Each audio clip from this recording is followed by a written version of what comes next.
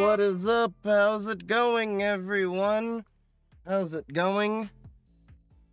Is this technically my first TikTok stream since the ban ended?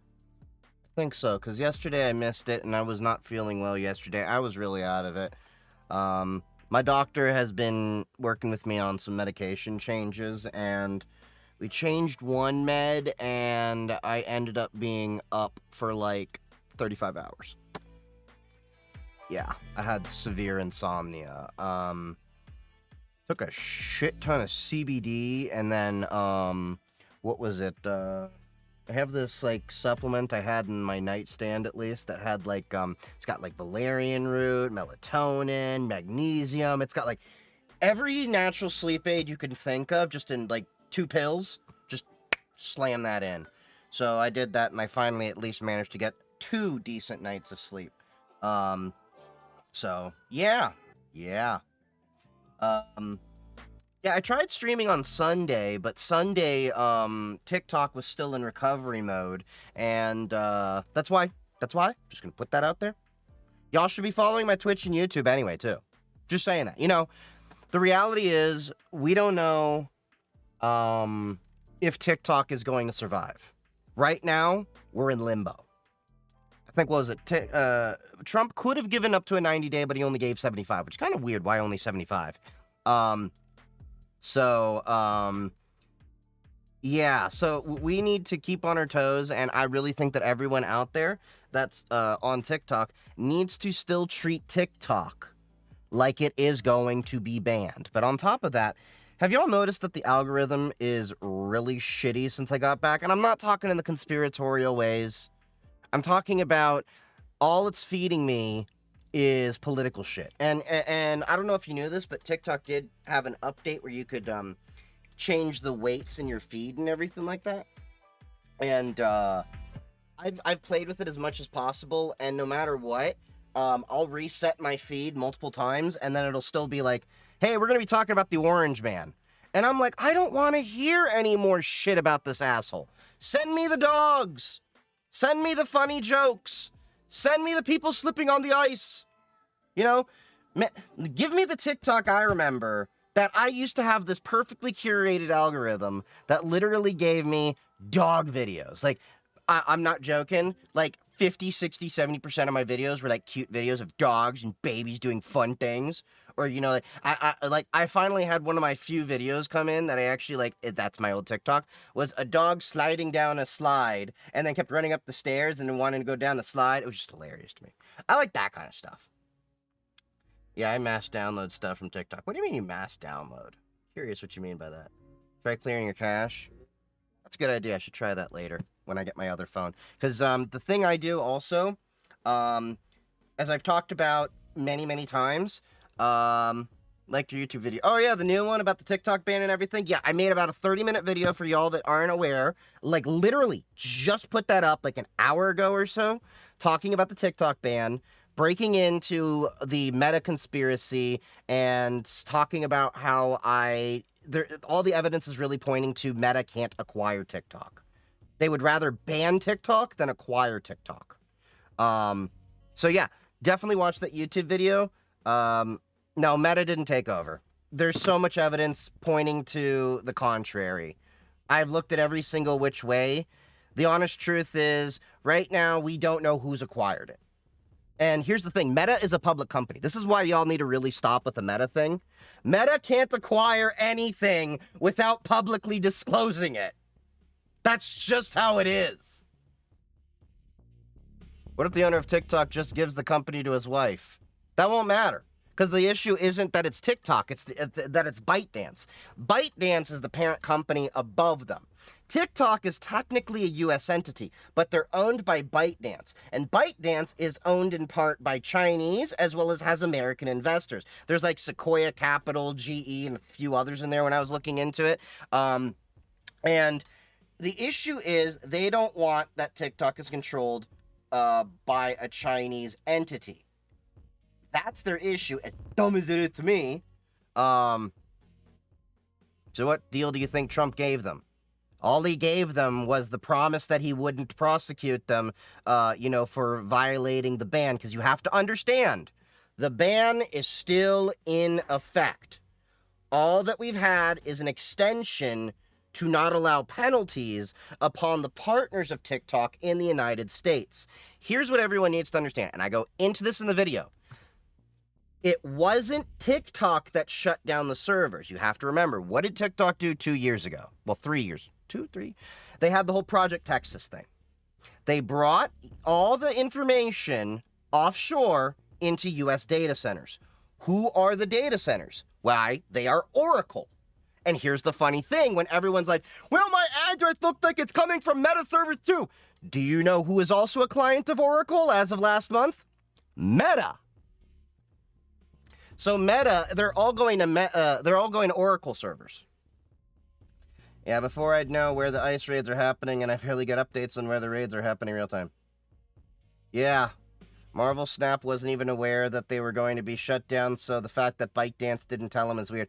Yeah, it's all weird. CapCut didn't work during the ban. I had to use a VPN routed through Switzerland just because I wanted to feel Swiss. And then CapCut would work. It was the funniest thing. Like, I would literally open up CapCut. Oh, it's not working because of the US ban. Oh, right. Close app, turn on VPN, open up CapCut. Yay! But the TikTok app didn't work. And this is why I always talked about VPNs. You need to stop with that shit as thinking it's a magic bullet. They have a purpose. They have a purpose to get around geo-blocks, like the case with CapCut.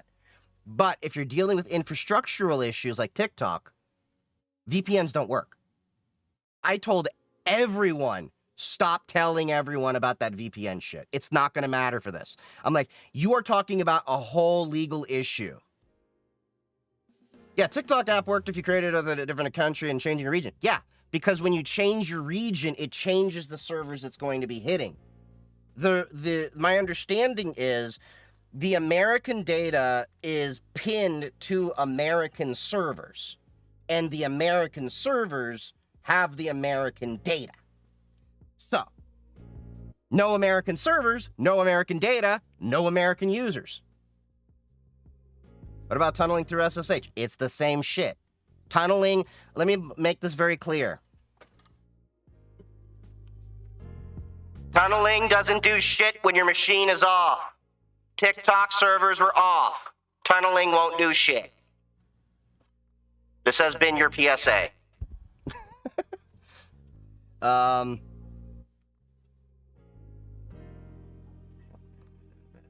had a software to download all the videos from my like and favorite and some of the creators I follow on a hard drive. Oh. You have to share with me what that is. Thank you for posting today and speaking the truth amongst all these conspiracies. And yes, I get all I get is politics too. Where birdie videos? What do you mean birdie videos? Oh, like actual bird videos and all that? Okay, I got you. I'm on a 2 by minute behind catching up. Okay. Oh yeah, I forget YouTube lets you seek that kind of thing. Thoughts on Project Stargate? We'll get to that in a sec. I was going to talk about that because Elon Musk really did make Trump look bad in several ways. I'm going to be honest with you. Trump doesn't like being outshined. He's very egotistical. Trump is going to fire Elon if he keeps up with his antics. He already threw Trump under the bus, basically, for the Project Stargate thing. You can reset device ID with iOS. Maybe, I don't know. I haven't played with that. Why are so many Jews defending Elon Musk? Okay, so here's the thing I'm going to teach you. In World War II, not every Jew actually understood what was going on. Some Jews actually turned in other Jews to the Gestapo. We call those Jews Kapos. And I also call the ADL Kapos, by the way, if you haven't picked up on my Blue Sky posts and everything like that. So it's the saying as it is before, and the unfortunate reality is a lot of Jews today really haven't understood the issues that we really have around with anti-Semitism and shit. Like, there's a lot of Jews I know that have been living in a bubble that think, oh, you know, if I just don't act Jewish enough, they won't care. But I can tell you from experience, look, when you have those type of people and they find out you're Jewish, you're cool with them until you do something wrong, then you're just an effing Jew. That's the honest truth. It's the same thing as there was a TikTok creator Yitz saw earlier with a Chinese woman talking about basically the Asian MAGA. After they go for the undocumented immigrants, they're basically next. The Asians are next because they're the closest one to them, and we had proof of that with the whole COVID thing when they turned on them and basically just all that hate happened. Browser extension called MyFaTT. I'll have to check it out in a sec. About something Robot Eliza. Robot Eliza, is that the one that, the humanoid thing, and I think, was that the one that jokingly at some point said she'd like to kill humans or something like that? Or am I thinking of something completely different?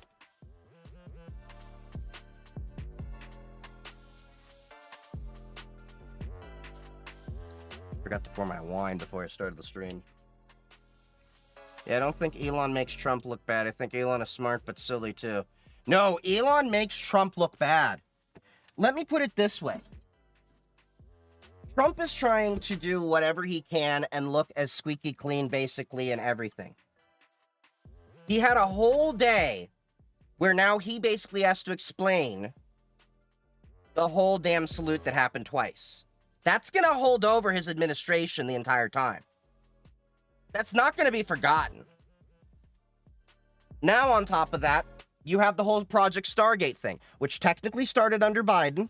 Let's make that very clear. Larry Ellison even confirmed that of Oracle. But Elon, again, ego, he has an issue with Sam Altman of OpenAI. And I think it was SoftBank, Oracle, and OpenAI are working on Project Stargate. Elon is shitting on Project Stargate and is trying to say, well, they only have 10 billion secured. I have it on good authority. And Sam Altman's like, no, we have more than that. You can come by and see the first data center that's already been built. And basically said something along the lines of, hey, what's up, Eric? Thank you for subscribing. Let me see. What was the, Sam Altman...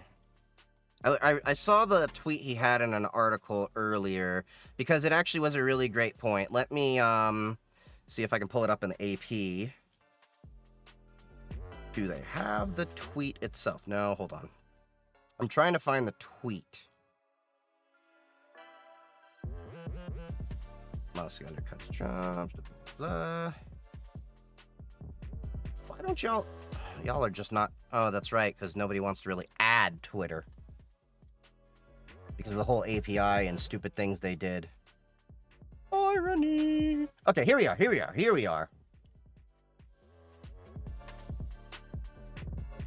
Let me see if I can pull this up, the full thread. Give me 1 second. I am getting this up. I should have had this up earlier. That's on me. Here we are. Now, to make this very clear, I only have a Twitter account for research purposes. I haven't posted on this in a year or so because, you know, they have you log in and everything. So, announcing the Stargate project. Stargate project, blah, blah, blah, 500 billion. They don't actually have the money. SoftBank is well under 10 billion secured. I have that on good authority. Sam Altman. Wrong, as you surely know. Want to come visit the first site already underway? And this part was the part I really loved. This is great for the country. I realize what is great for the country isn't always optimal for your companies. But in your new role, I hope you'll mostly put America first. It's little things like this that are going to build up over time that are going to do Elon in. Because you have to understand this. Elon can only get away with a lot of the shit that he's done because he's the owner of a lot of the companies that he does. So who can really fire him? He has like more control. But in the government, Trump is his boss. That's the reality. Drinking ginger ale? Sure, we'll call it Portuguese ginger ale that comes from wines. Thank you for the follow, Soria. Thank you for that. Because our people are saying salute was Elon stimming because of his autism, which I find is the most bullshit thing, and that's been pissing off a lot of autistic people like myself. So as an ADHD person myself, let me tell you this. A stim is completely different than a tick. One of my mods has ticks. When she has a tick, she can't control it. You know, like, you just see your body shake, do whatever. That's a totally different thing. When you do a stim... That's a thing that goes in your head like, God, I'd like to do this thing. Like, I do things sometimes like rub my fingers to stim and all of that, or I do this sometimes. If you notice, sometimes I'll do this. That's a stim. That is a conscious, cognizant action that I choose to do to give me the warm fuzzies in my brain. I'm completely aware of it, as is every other person that stims. That's why I don't buy it. And I don't like the fact that people are infantilizing people that have autism, because the reality is we're not children. And Elon Musk is a multi-billionaire running multiple companies and is now a government official. If you're making the argument that he lacks impulse control and the ability to control his actions, therefore he's not qualified neither to run his companies nor be part of the government in the capacity that he is. Pick your argument there. Either he did it voluntarily and he is as smart and, has as much control as you say, or he doesn't have the control and therefore shouldn't have the responsibilities and capabilities that is given to him. That's your two options. And that's why a lot of, autistic people are really, really upset about him. Heads up, it doesn't work on Brave, and there is no Firefox extension. Oh. I got Chromium. Does it work in Chromium, at least? Hold up. My TikTok is not coming through. Oh, there we go. Okay. I know. God damn it. Trying to shrink my tab. See, I have this little tool here that lets me merge all the chat. And I forgot to open up the TikTok tab, so it didn't bring in the chat there. So sorry if I missed some TikTok comments. That's on me. I'm still getting back in the flow because I had to alter it a little bit for Sunday's stream because all we had was YouTube and Twitch. So here we go. We all have character flaws. Bro, character flaws are one thing. Retweeting actual, not USB-C cables. Actually talking about how eugenics is a good idea. Like, there's articles there. There's a lot of people in Silicon Valley that actually believe in eugenics. And apparently Elon Musk is one of the people that's talked about it. Like, how there's too many people on Earth and maybe we should talk about things to control that population. Or the fact that, have you ever looked at his maternal grandparents? His maternal grandparents came from Germany. They came to South Africa because they kind of liked how South Africa was divided. With that special A word. Like, all of this is verifiable. It's not like hyperbole or anything. So you're telling me I've been playing Warframe since October and I just beat the tutorial? I remember that video. I need to play Warframe again. I just haven't gotten in the mood to play games. I've just been so under the weather for a while. I've been dealing with some health issues. We're getting it under control. It's just finding the right cocktail, if that makes sense. It's a physical thing, just to be clear. For those of you that said what Mike's gonna say, film yourself doing it and send it to your boss. Bingo! Send it to your boss. Or as I've told a couple of people that I actually know IRL, I'll tell you where my synagogue is and what time services are. I'll invite you over. Go do it in front of the entire congregation. I'll record it. If you think that's okay, we can do it. None of them have taken me up on the offer, though.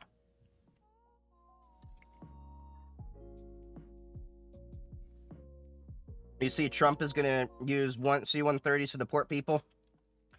I don't know how that's going to work. I don't know how that's going to work. Because if they're talking about the C-130s straight from the military themselves, there's a weird thing with the military that they kind of can't operate within U.S. borders with very rare exceptions, and yeah. There's a lot of things. Like, the problem is, you have to understand with Trump, the man's never had an honest day of work in his life, and the man was a draft dodger. He ain't know the first fucking thing about the military. Okay? So, the guy is honest. Let me put it this way. The guy has never... Okay, you know why I find it rich that he talks about he's gonna, bring groceries down? Do you think that man has ever had to worry about how he can afford his next meal? Do you think that man has ever had to go and sacrifice like many of us do? No. And Schmucko actually repealed the lowering drug cost thing. But yeah.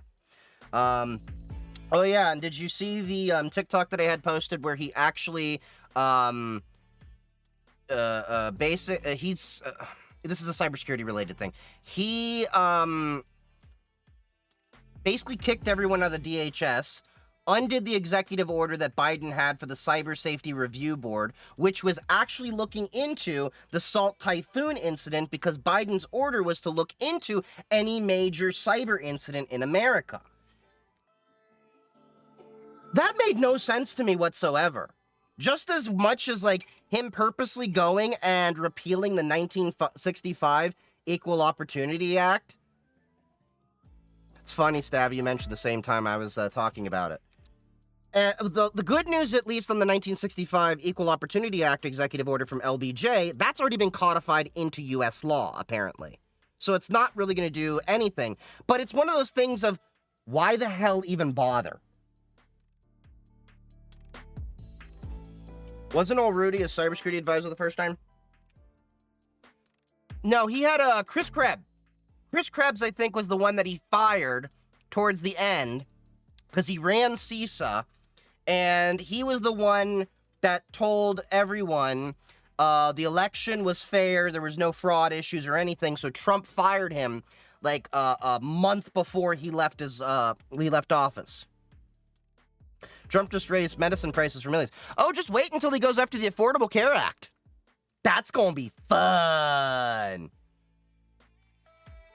I said so sarcastically. What you think about DeepSeek? I haven't played with that. Oh, 1 second. What's that? Oh, AGI. I haven't played with that really. I'll need to. I've been out of the under the weather for quite a while, which is a big reason I owe an apology to you that I haven't made the YouTube content as much as I've actually planned on. I just haven't had the energy, and the past several days were the first time I actually had any energy to properly put into creative efforts. So, I apologize, but we will be having more YouTube content as time goes on, and I will be tinkering with more tools and everything. You know, life gets in the way. Opinion on pardoning the creator Silk Road. So that is out of everything, that's probably the only thing I agree with. So, funny story. I actually got to speak with his mother.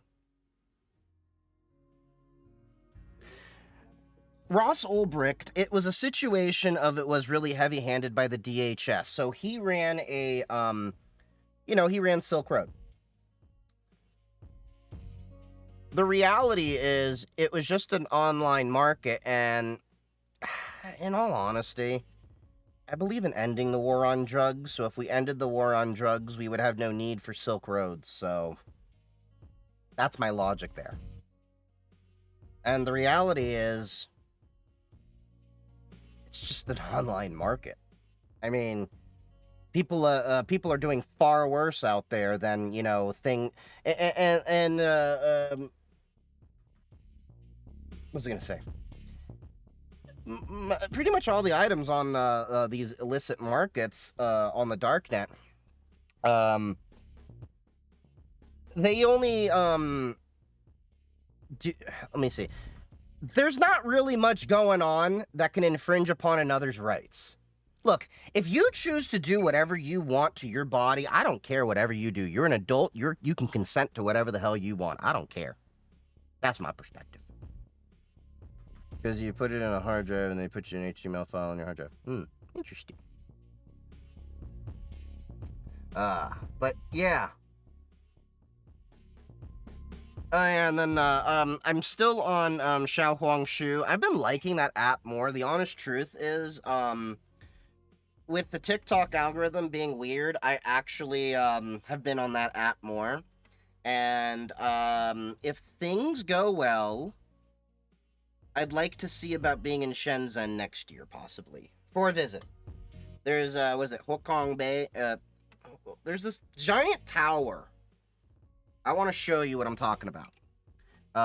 Let me get Stranger Parts Shenzhen.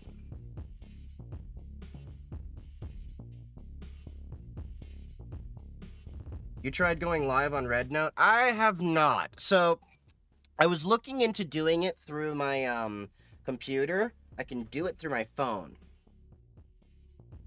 What's up, Sugar? What's weird about the TikTok algorithm behaving like usual in the EU? The problem is I can set the weights on the algorithm however I want. I can reset the FYP multiple times, and it still becomes extremely political. I am... It's giving me anxiety and boredom at the same time. I don't know how to explain that. It's like one can only talk about the Orange Man so much.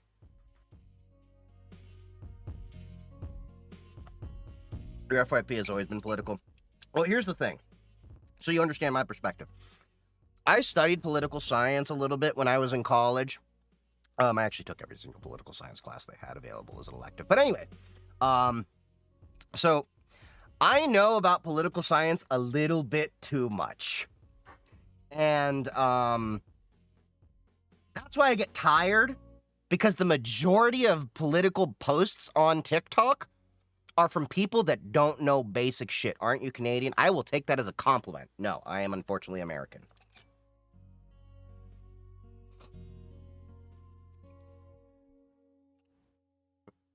Conservatism is boring at its core. Conservatism is the missionary of political views.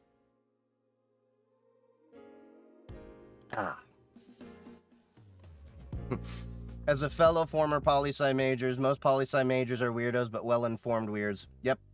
You drinking wine? Well, if I had the power of Jesus, it would be water, but then it'd become wine. You know, that's the only Jewish superpower I wish I had, is that I could turn this into wine. I thought you were Moroccan American. I am. Emphasis on the Moroccan.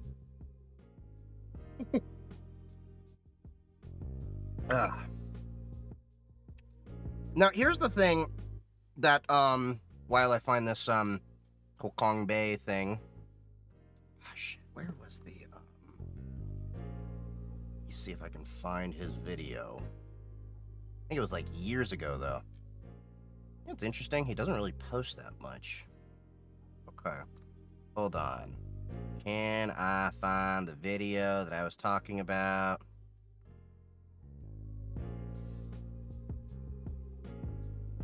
Okay, here we go. So,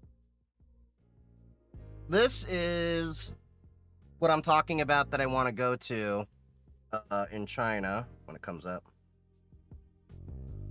For, you guys got the idea of what Huashong Bay is that I want to go see.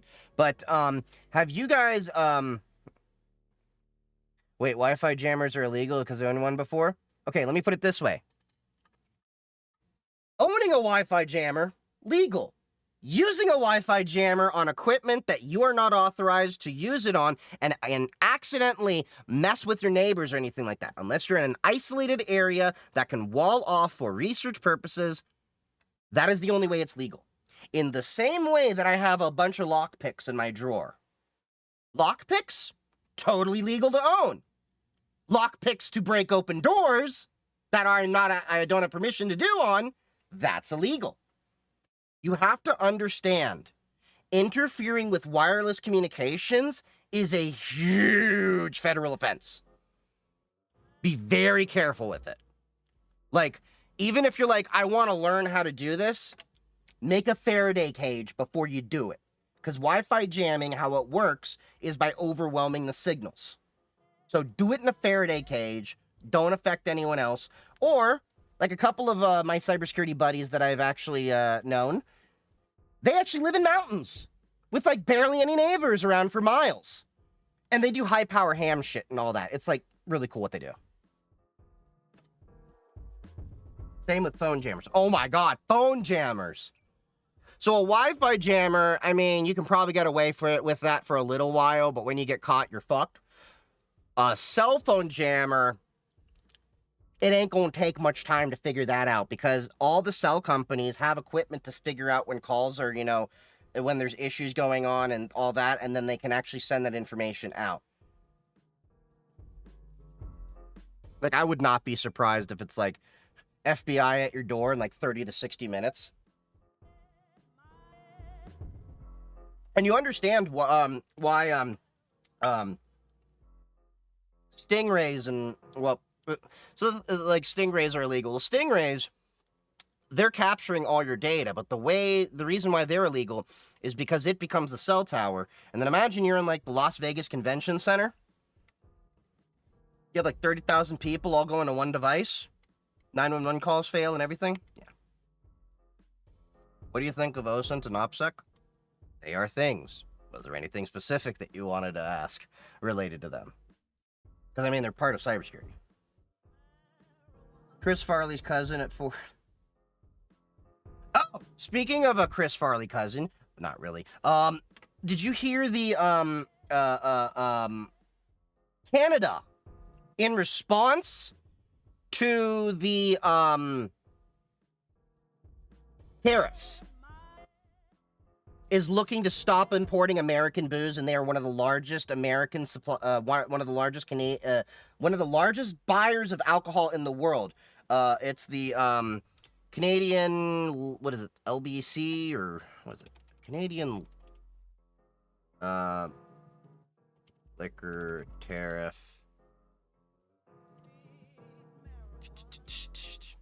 Hold on. Canadian Liquor Agency. Because I'm not Canadian, but they have their own agency or something like that. LCBO, that's what it is. Yeah. So what Canada actually said is that they're not going to import American stuff, and they're going to focus more on getting Canadian booze. Which, it's ironic, because here, Trump is like trying to say, oh yeah, we want to make America great again. And then what ends up happening? Kentucky's going to get effed out of this. Canada ain't going to buy their bourbon. And they're one of the largest alcohol purchasers in the world, and I confirmed it. They're going to be drinking on maple syrup, wine, and fermented milk. You know, you can use that maple syrup to make alcohol. Anything sugary. Any equivalent for MacBook's battery life and Windows Portable that can also be used for cyber? Nothing off the top of my head. There are some machines I've seen from, like, not really for Windows. Seen on the Linux side a few things that can last a while. The other thing with Windows is you have to do a lot of power saving options and everything like that. But yeah. Kim Jong-un likes bourbon. Yeah, it's kind of interesting, the collection of cars and booze and all that Kim Jong-un has. I got into a rabbit hole one day, and I wanted to learn about, like, Kim Jong-un's transportation, and I learned about his secret trains and tunnels and all that, and it's really interesting what goes on, and that whole, like North Korea fascinates me just because of how isolated it is.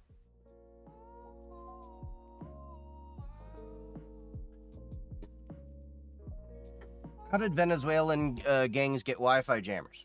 Wi-Fi jammers aren't hard to acquire. The issue is when you use them, they're very illegal.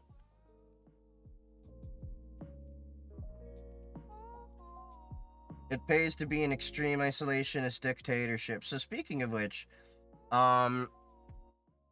you do understand that Americans really need to research what happened in our country in the 1920s. No, I'm not going down the Godwin's Law avenue before you think that. I'm talking tariffs, okay? 1920s, you had the Roaring Twenties.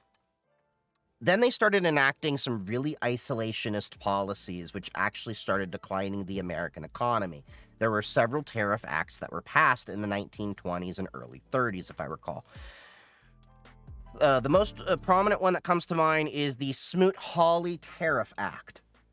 And that raised prices on thousands of goods.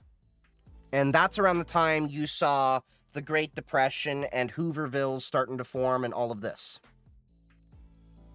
Hasn't anyone seen Ferris Bueller? Bueller. Yeah, we learned about tariffs there. Did we? You know, it's been a while since I haven't seen that movie. Nobody paid attention to Ferris Bueller's Day Off. Anything or Trump banning? Oh, that's funny. Well, the thing is, it's going to be interesting to see how these first 100 days shape up. Because you know he ain't going to be lowering grocery prices. Tariffs, did they work? No, they didn't work.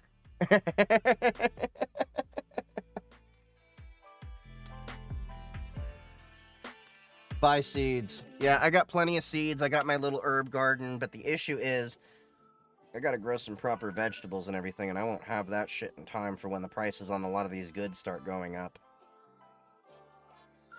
They're pushing for the tariffs on Monday. Not Monday, February. Why the fuck did I say Monday? What the hell?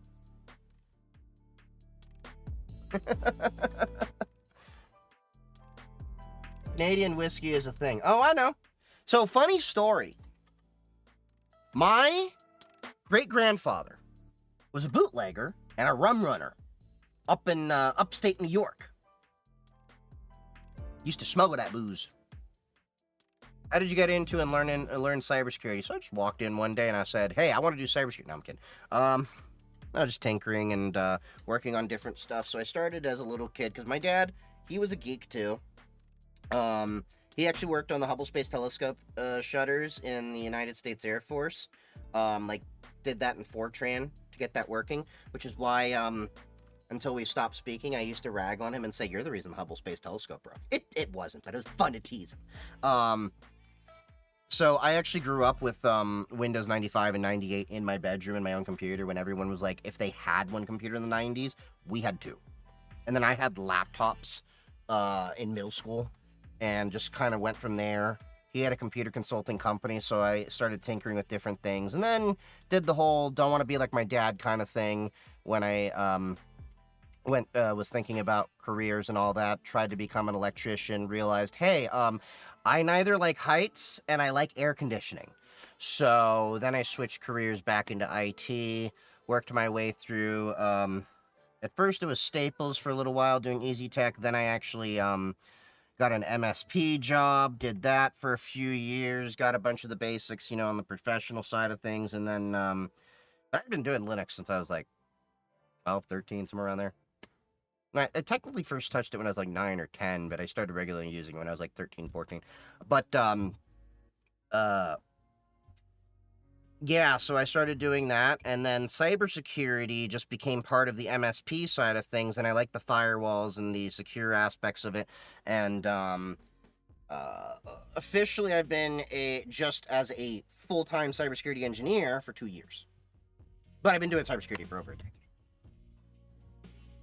I was in the Geek Squad. It was fun. Oh, my condolences. You need this more than me. What are your thoughts on the Salt Typhoon investigation being dismantled? So I actually had a TikTok video on that I put up before I was on stream. Already talked about that a little bit. And, yeah, it's horrible. That was a dumb move from Donald Trump. That was purely to spite Joe Biden. And that's going to weaken America because that investigation had been going on for months. So we are not going to probably have that information. We're effed. Yeah. Have you ever met a girl in a tech field? Absolutely. One of the, one of the women that actually, mentored me along the way when I was down in Texas for a while, she was, of course, a woman. And then the woman that, the person that actually mentored me first in cybersecurity was a woman. The second one I can actually name drop because she's actually got her own Wikipedia page or anything, so I'm not doxing her. But she was a DEF CON speaker and everything. She actually wrote the book Lean Out as a counter to what's-her-face from Facebook that had that whole book on, women should lean in and all that. Anyway, um, Alyssa was great. And then at work, I've got several female coworkers. I've got, my buddy over in identity and access management. I got my, the two ladies that I, joke with all the time right near me, that are in the, BCP, business continuity process. Got, counting. Yeah, there's another one over in the governance risk, and yeah, we got a good amount. I'm still saying we need more, but we got representation at least.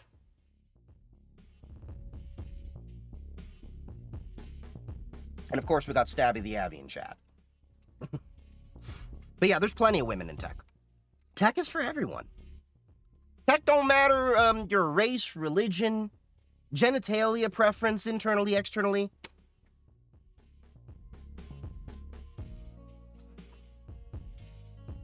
Alright,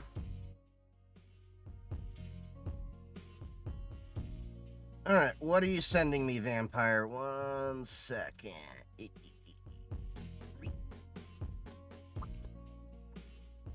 God damn it. I hate when it copies it over, because, like, even if I select just the text with that, it brings over the Vampire Lord at time.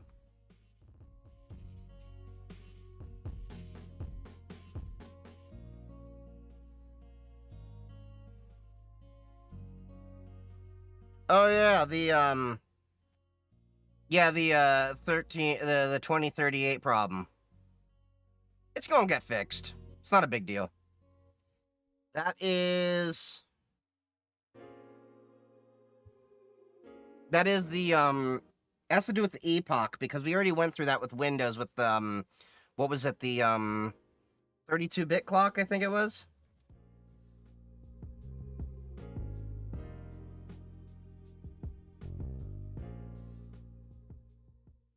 And think that was fake. Y2K, that never happened.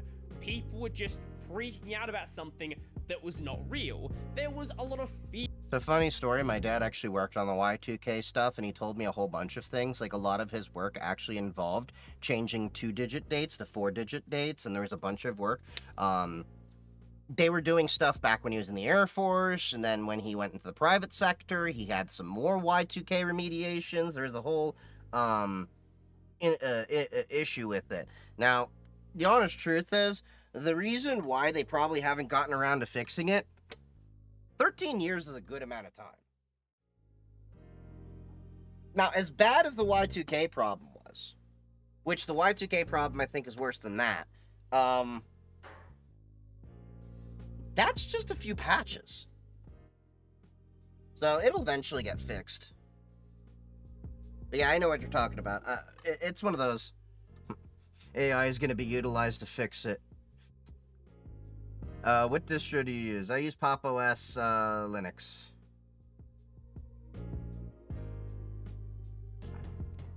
Hold on.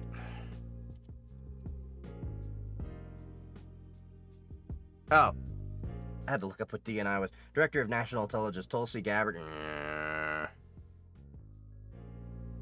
I don't know. I'm not really happy with most of the picks. I keep seeing people say that Elon Musk is going to save the tech industry in the USA. Save the tech industry! Save the tech industry! Save the tech industry! What does the tech industry need saving from? Could somebody tell me that? Like, you're talking about one of the fields that has some of the highest paying jobs? Oh, feminization. Oh, God forbid we have coworkers with tits!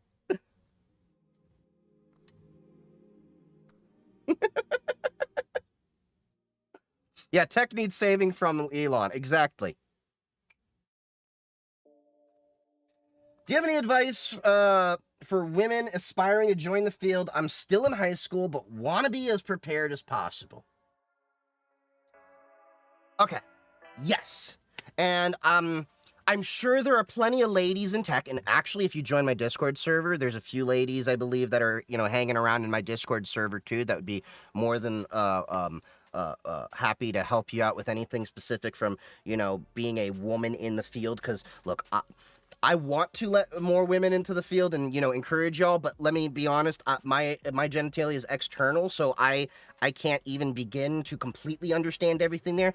I know there's going to be some issues specifically with just being a woman, but that's just the world, period, regardless of just tech. It's not specific to tech, I'm just saying that.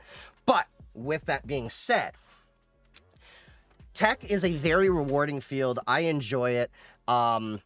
It is one of those things I will tell you that you are going to want to invest time in your own free time to be able to build up your knowledge. And what I mean by that is, so when I do my 40 hours a week, 40, 45, depending, whatever, I still devote anywhere from 2 to 10 hours on top of that just to cybersecurity education. And that doesn't mean specifically I'm learning new things in tinkering, all that. It's a combination of news, research, what's the new technology, building things, all of that.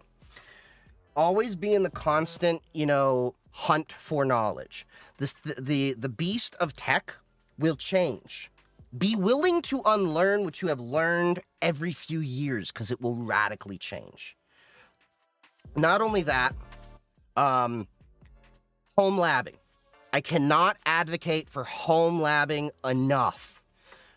Tinkering in your own free time, and it will help you so much. Another thing is, if you're going to get into the field, you don't necessarily need college. I'm not saying you don't have to. I'm not saying don't go to college. Some people, that is, it is worthwhile for you. Some people learn better in classroom. You can learn in the field. You can start out with certs and some trade classes and things like that to get you there. I didn't really go to college for my school. I learned in the field. I learned doing things on my own. I got, and the other thing is, I have a YouTube video that will help you out with a lot of tips, walking you through certs and a bunch of things. It's called something along the lines, I made it 2 months ago or so. Do you need college or boot camps to get into IT or cybersecurity? That will talk a lot about that. Oh, back to the college thing, though.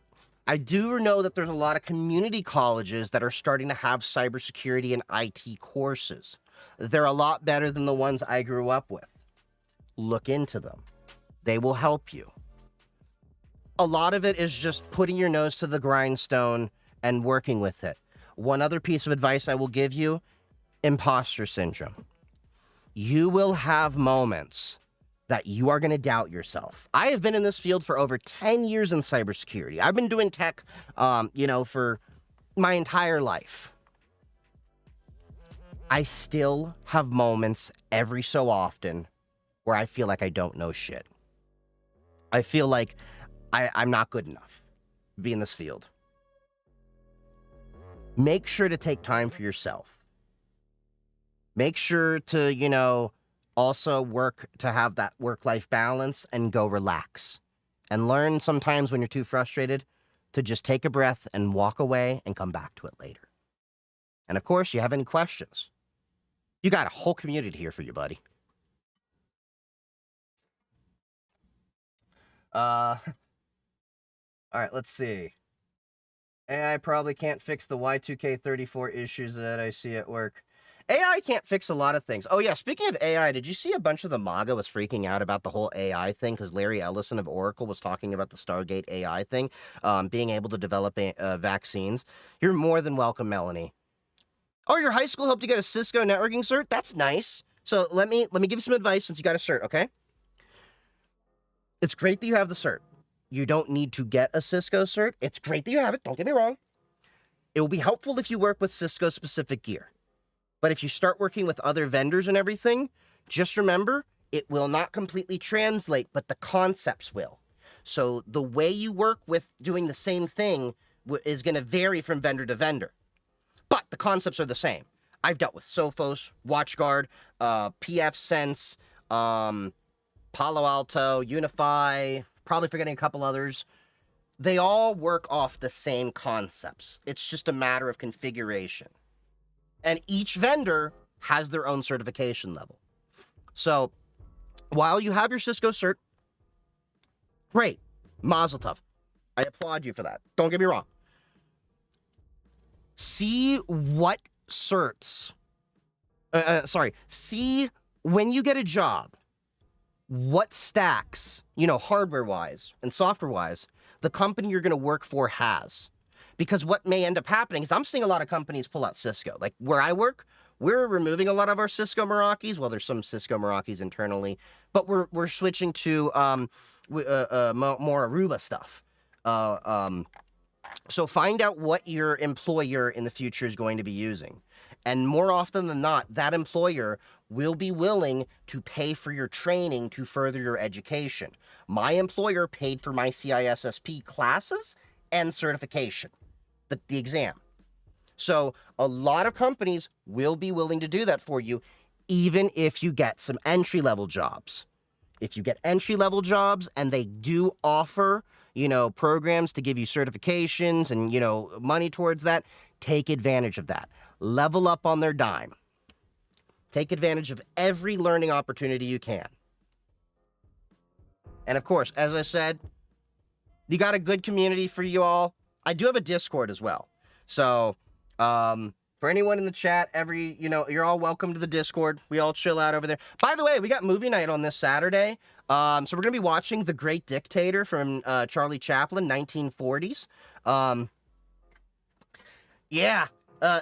Employers, a good employer will invest in their employees because they want to level you up. Then what you can do is as you level up your skills and you get these certs, you can come back to them and say, look, I got these certs since then. I want a pay raise. I want a promotion, all that. Or you can then take the certs from that job and everything and start looking at other opportunities out there. So I'm not necessarily saying, job hop every few months, but at least it gives you the option to pivot. Even my boss says, I don't know if you're going to be here in 5 years, but I want to make sure that even when you do leave here, you leave here on coming out better than you came in. Is CCNA good? It can be if you're dealing with Cisco hardware. We were just talking about it. Knowledge is the baseline. How knowledge is applied in a business environment is where the rubber meets the road. Exactly. Couldn't have said it better, Cool Pops. Unraid education, Docker. Well, oh yeah, Docker is great. Also, just so you're aware, if you're using Docker in a large enterprise and you don't, Docker desktop in an enterprise environment, you're not allowed to do that after you have like so many people in your company. You have to pay for a license from them. So make sure you use Rancher, which is the more open sourcey version because they changed their licensing and everything. They kind of pulled a dick move. Same thing with Terraform. Terraform becomes tofu. But if you're in your own home network or something like that and you're just tinkering, don't matter. Tofu, Terraform, same thing. Docker, Rancher, same thing and how they work. We've been playing with that work because we've also been learning about Spacelift. So we've been learning about Spacelift. Have you, okay, so how many of you know about Terraform and all of that? And then how many of you know about managing all your Terraforms? And Helm charts and all that stuff.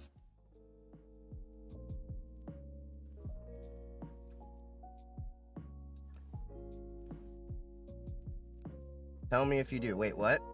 Do you what? I was like so in the zone. It's helpful with repetition when you guys are trying to teach. Absolutely. Good, Shay. If you're enough, you can do anything you put your mind to. Trying to explode the camera with my mind. Oh, that was a live vampire. All right. One of these days, I'm gonna have to like set up my cloud lab so I can do some terraforms with y'all. But and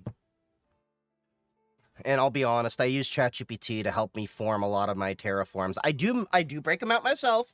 It's just one of those like the syntax gets fucky with me. I don't do it that often. If I did it all the time, it'd be something different. But I probably do like 1 or 2 terraforms a month at most. Okay, so I'm a strange fit here. I'm not a conventional tech person or programmer or IT, but I'm interested. I'm independent home networking and more widespread adoption of servers and knowledge collection press. It don't matter. You're in tech or not. You're just starting, you know. Welcome to the community, you know. You're more than welcome. All skill levels are welcome here. I'm gonna read these questions and I'm gonna tell y'all what a terraform is. 1 second. I'm just trying to do this because I'm gonna get ADHD. I'm gonna forget some questions that are coming through the chat. Trying to get into cybersec. I got my cybersec bachelor's and going for CCNA. We'll be looking. Wait, did you get cut off there, Slaughter? I'm going for CCNA. Maybe we'll be look. Okay. I don't know. Maybe you had a typo or something like that. You can correct that. But should I switch from my comp sci degree to cybersec? I've got a year left, but I'm not sure. Honestly, not going to make a difference. So here's the reality that I think a lot of people need to understand when it comes to cybersecurity jobs.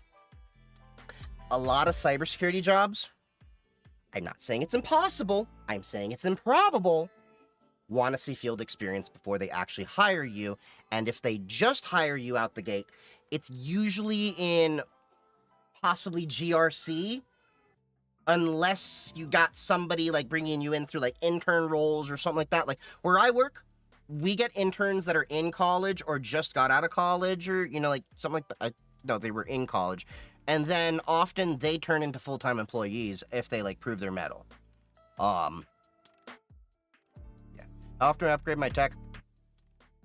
Not too often. 3 to 5 years, depending on, usually around the 5-year mark. I build for things to last. Like, this box over here is a 5950X, 64 gigs of RAM, and a 3070.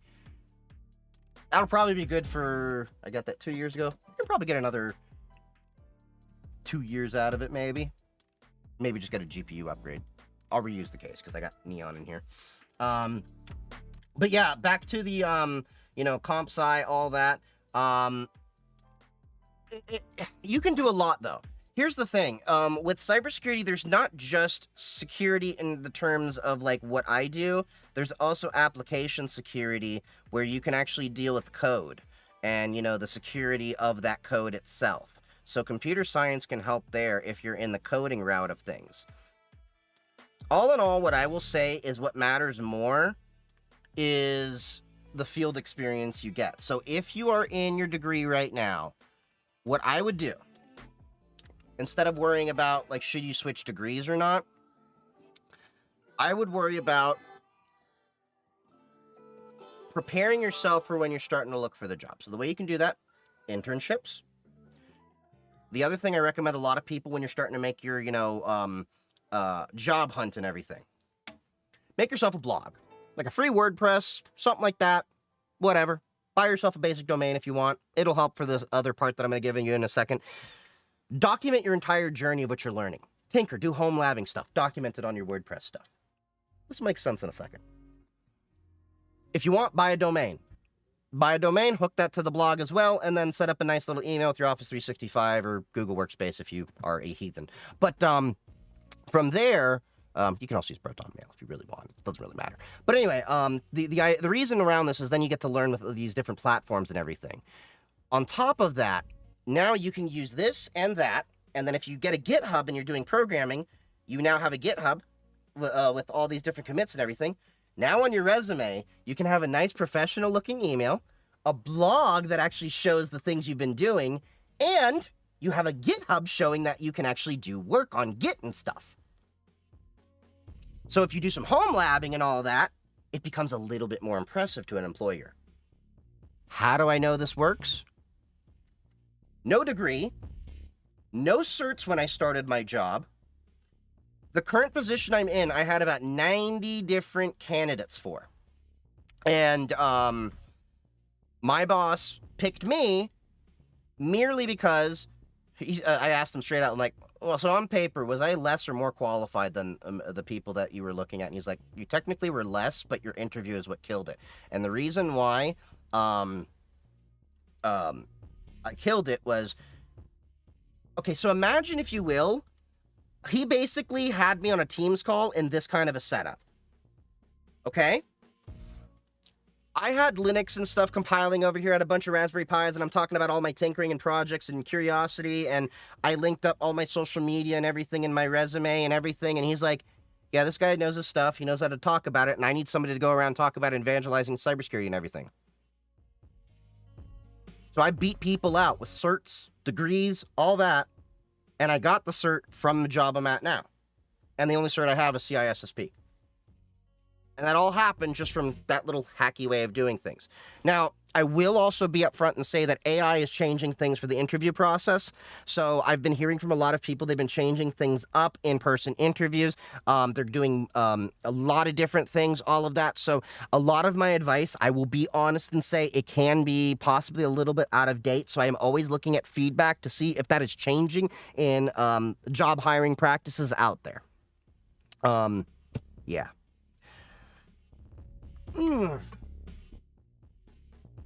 Let's see. How about Kubernetes?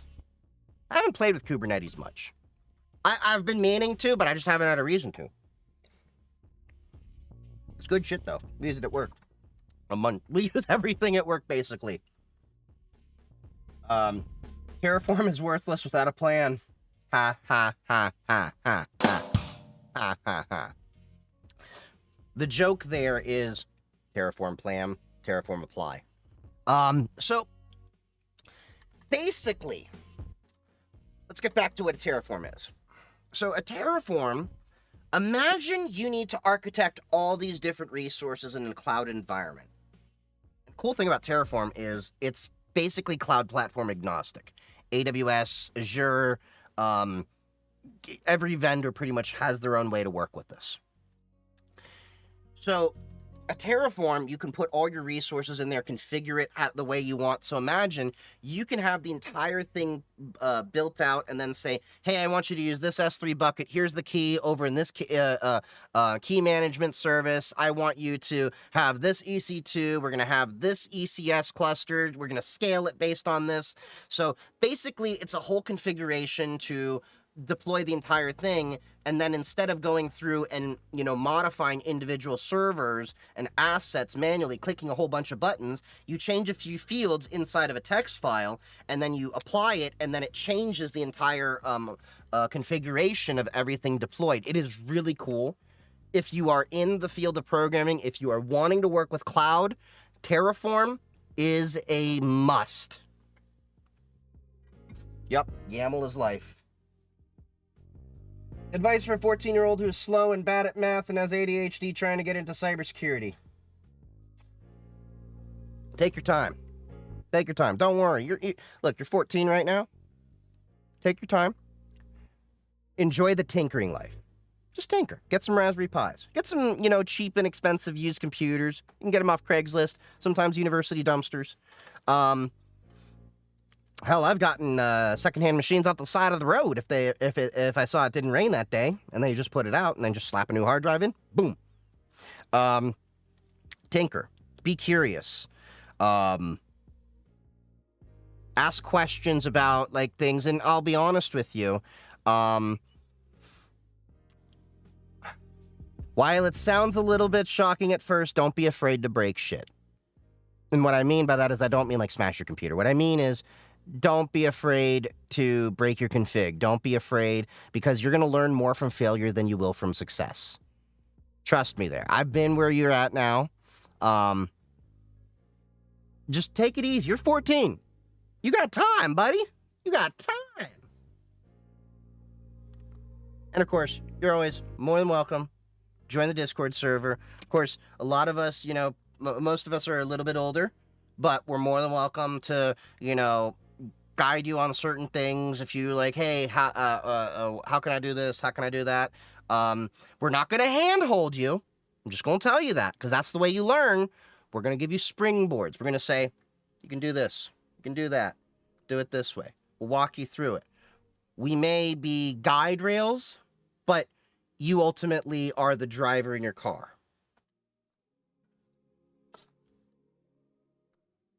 I've been busted over little stuff ever since our company got Cloudflare Falcon something. You mean CrowdStrike Falcon? Yeah. I manage CrowdStrike at work too.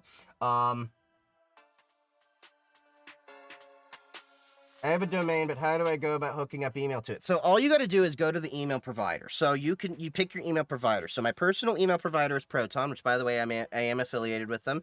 So if you want to help out this channel and my work, you can go sign up to them with my links in my bio. But you can also use Microsoft 365, Google Gmail, any email server if you want service if you want, Tutanota, whatever. You buy the email account, the email service, not account. Bleh. They're usually about like $6 a user per month. It's not too expensive. If you can afford Starbucks once a month, you can afford an email. Then what you do is you go into your DNS registrar, the person that owns your domain, and you're going to follow the guide of whatever email provider you are to put the MX records in, all the email records you need. You're going to need MX...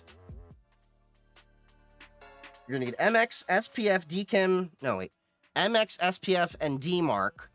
DKIM is not required, but I recommend setting up DKIM. Proton will set up DKIM keys for you. I think Microsoft, you have to add them. But anyway, they're all just DNS records you have to add.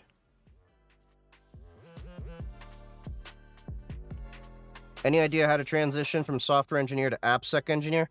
I'm not really too sure there. I have a couple friends that have kind of done that. That's a matter of, thank you for the follow, J-Rod.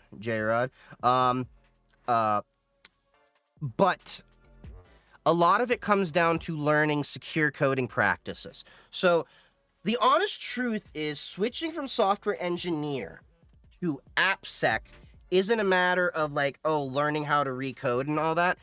It's more about proving secure practices. So here's what we can do here. We're going to pull up the ISC. There are certifications out there. They're not too expensive. The same organization that did mine, I think, also... Son of a bitch, ISC. Load your damn site, would you?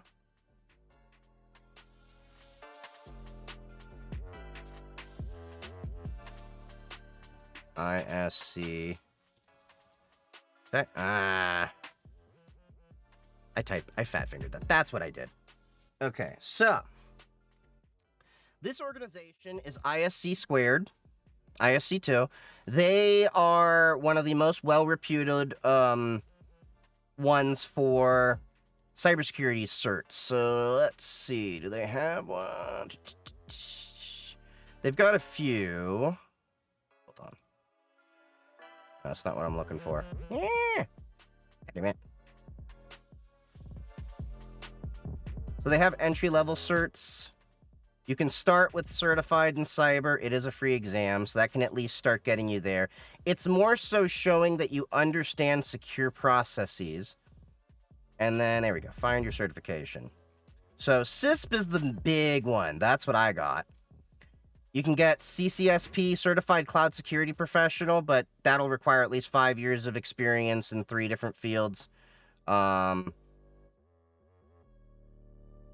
got a few. Let me see. Information. Okay, no, that's on top of mine, on top of mine, on top of mine. There's got to be some certs out there. Might have to ask around for that. CSLLP?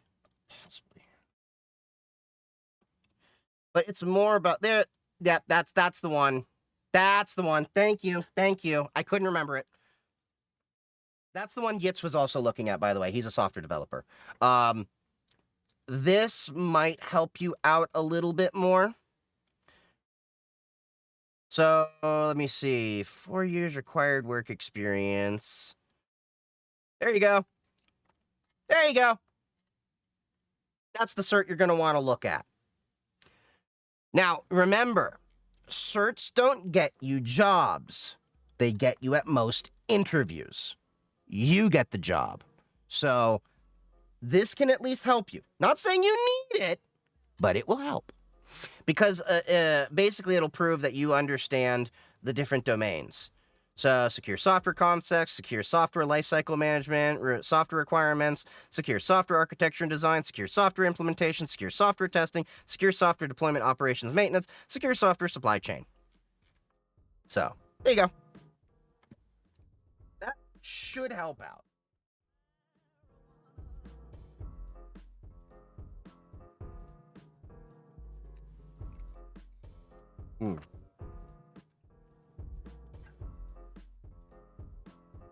Let me see. Hold on. Chat went by so fast. I'm trying to catch up to where I was before. Oh, CrowdStrike. Okay. Yeah, I thought so. OpenAI, SoftBank, each committing 19 billion to Stargate. So each one is committing? Yeah, so that's definite. If they have more than 19 billion committed, then that means Elon was wrong. Because Elon's like, they only have 10 billion. I have it on good authority.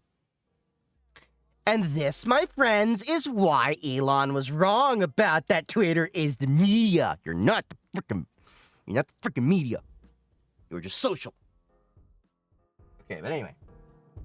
I'm gonna switch to Linux. Do you mean Linux? Linux? Never seen it spelled that way. That's just a matter of grabbing a distribution like Pop! OS, something like that, throwing it on a flash drive, booting it and running it, or installing it to your hardware. Not that complicated. If you can install Windows, you can install Linux.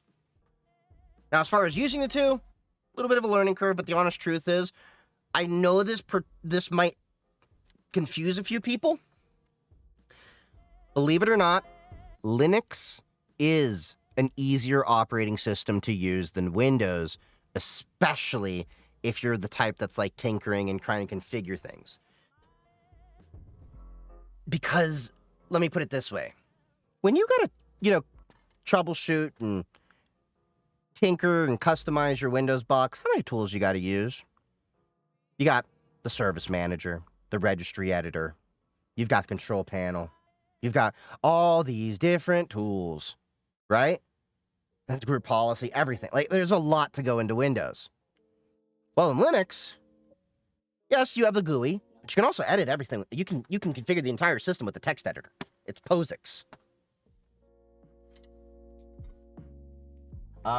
We will give you the tools and teach you, but the rest is all you. Yep. Proton has been super helpful, so thank you. You are always welcome, live and learn. I have a Windows computer and an Android phone. I want to transfer them to Linux. Can you help? Well, the Android phone is Linux already. Android is it's a bastardized version of Linux, but it's a Linux. That statement comes from the fact that they forked the Linux kernel instead of took mainline kernel and then did their additions into it to make it work, and now they're trying to remerge into the kernel, so it's a whole hodgepodge match compared to the mainline. But as far as the Windows laptop, that's not hard. You can download a distribution of Linux. A lot of people use Ubuntu. I use Pop! OS. You can get that at system76.com, and then you just install it on a flash drive. If you can install Windows, you can install Linux. The cool thing with Linux is you can boot it live off the USB, so you don't have to save anything to your machine, so you can try it out, and then when you reboot the machine, nothing's saved, unless you set persistence and all that, but that's that. Digress.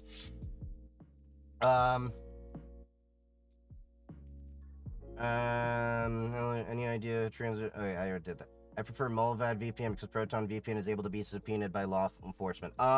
Here's the reality. All providers can be subpoenaed, but none of them can really provide any information. And this has already been tested. This is where I think a lot of the misinformation around VPNs and different providers and how privacy and law, all that works. Here's the other thing you have to understand. It's actually easier to get a subpoena for Molvad. Let me but to clarify, with both Proton and Molvad, there's not any data they can really collect. But Molvad is based in Sweden. Sweden is part of the EU.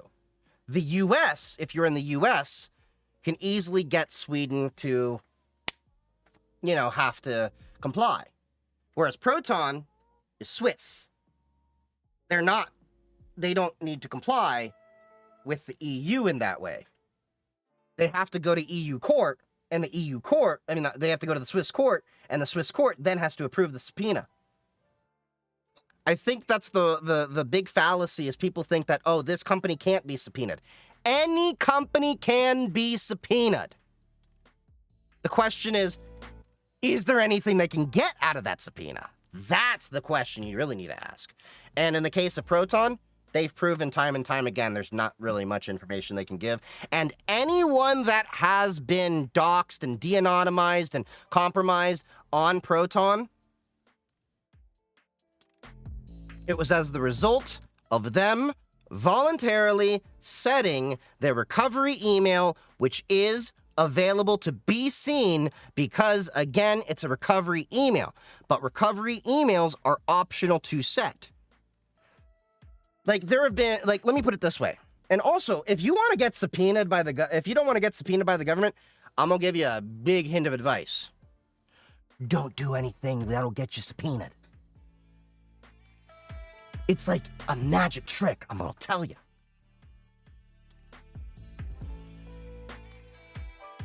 How to program. That's just a matter of just learning to code things together. You can use Visual Studio Code or even a basic notepad and then put things together. Now, as far as like things like Python, Bash, and Batch, you can just write the script and then use it. But things like programs that are in C and all that will need to be compiled. Ah.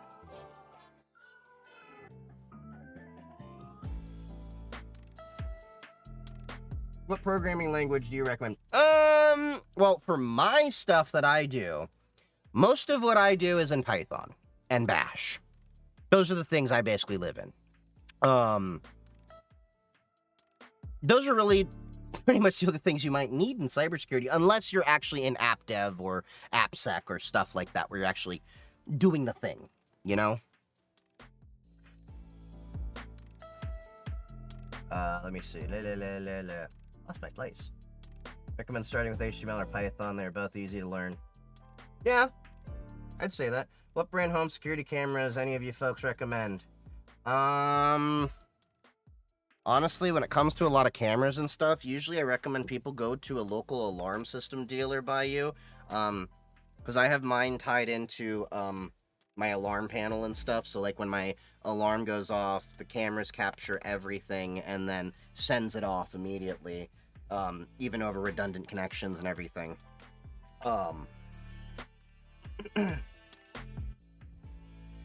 So, I just lost my train of thought. Hell, goddamn. But yeah, there's plenty out there. What is it? Hikvision, Hikvision, whatever they call it. Those seem to be pretty good. Unify's got some good cameras, from what I hear. There's a few other companies out there. I wish Aaron was in the chat, because he's actually the guy that actually goes and installs cameras. He could answer that a lot better. Oh yeah, definitely wouldn't recommend any wireless cameras. I don't really use wireless either. Every one of my cameras is PoE. A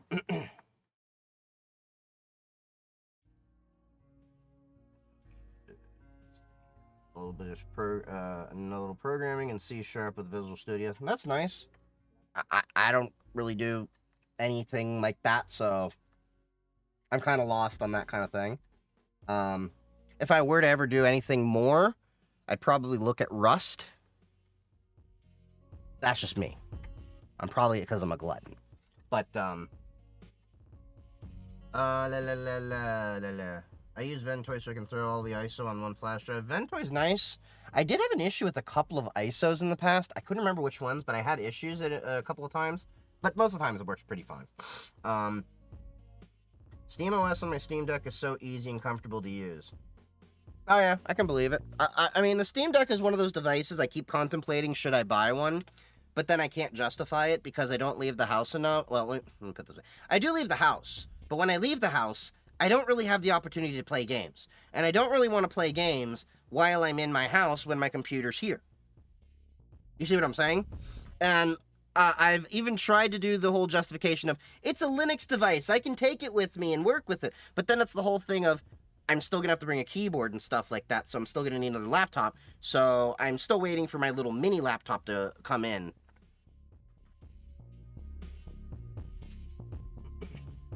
Still can't wait for that thing.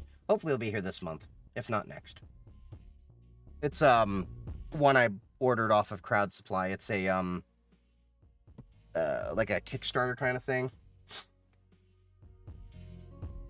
I know they've been shipping out. They just had a delay with the latest batch, with some of the hardware and the screen quality and all that. So, but I've been talking to MNT. They're good. If you want to learn programming, I'd recommend Python with Visual Code. Yep. Preferred virtual machine software with Linux. I use KVM with QEMU. The reason why I don't like VirtualBox in VMware for regular stuff. VirtualBox and VMware are like the great like beginner virtual machine softwares. Like we're just gonna start doing it. And otherwise, the only reason I use VMware Player is to test things for ESXi, but that's a whole other thing. But as a person that's tinkering and all that on their own and learning, you got to learn the difference between type 1 and type 2 hypervisors. So the honest truth is what I tell a lot of people is if you're starting out with Windows right now, get the Pro version of Windows. You can get Microsoft Hyper-V, which is a much better hypervisor than VirtualBox or VMware Player because it's a type 2 hypervisor where the others are type 1. KVM QEMU is a type 2 hypervisor as well. What does that mean? So basically, with a type 1 hypervisor, it's a standard application that just runs on top of the entire stack. So you like have, your hardware, and then you have your software, and then, you have the whole virtual software stack on top of it. So it can't really interact with the hardware directly that well, so it's kind of slow. And, you can't pass things through as well. A type 2 hypervisor, well, your hardware has an extension in there that allows you to go and directly access the hardware. So you can do things with a Linux box with KVM QEMU, for example. So I can actually take a GPU. I could throw like several GPUs in here, and then like throw one GPU to go directly into the virtual machine. So that way, that virtual machine is directly interfacing with that GPU. So if I wanted to, potentially, I could play a Windows game on a Windows virtual machine with a GPU directly passing through. I don't do that much because it's kind of a pain in the ass to play a game, but you get my point. You can do it. There's people out there that do it. Yeah.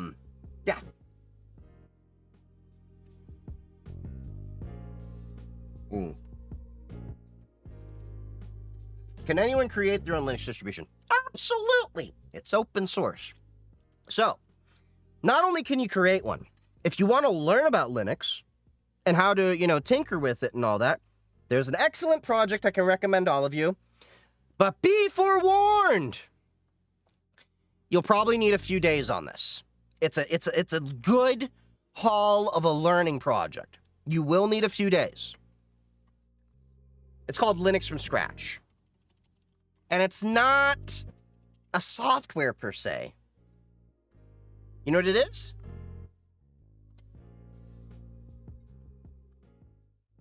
It's a textbook. So Linux from Scratch is a textbook. Let me see if I can, here we go, stable book. There we go. It's a textbook that tells you how to create your own Linux, but also walks you through all the different components. So you can actually learn how to create, customize, and optimize and all that your own Linux, building it from scratch. And you see, it tells you every single package you'll be using, what it does, so you can really learn about the Linux operating system. So if you want to get hands-on, you really want to learn the deep, guts with it, get intimate with it, this is probably one of the better ways. But like I said, this is going to be several days at least of time. But yeah, Linux from scratch. I haven't done it for a few years, but yeah, use Linux bare metal. Well, that definitely ain't Mac, and that definitely ain't Windows. Oh wait, you're on the yeah, you're on the TikTok side. You can see enough. Which Linux distribution to choose? How to install on Windows? Okay, wait. Skipping. Sorry. Oh, yeah. Which Linux distribution to choose? there's so many different distributions out there. So I actually have a YouTube video that I made a little while ago. You can go into. It's not really so much about which specific Linux distribution, because there is a website called DistroWatch. You can definitely check it, and you can see like all the Linux distributions. But you look at this, you're gonna go like, this is big. But the easier thing to do is just if we go to, what the hell was it called? There we go. Debunking the myth of the best Linux for beginners. 6 types you should know. So that video should go into understanding the 6 families of Linux, as I call them. You got your rels, your Debians, your arches, and fuck, I can't remember all of them off the top of my head. My brain's fried right now. But yeah.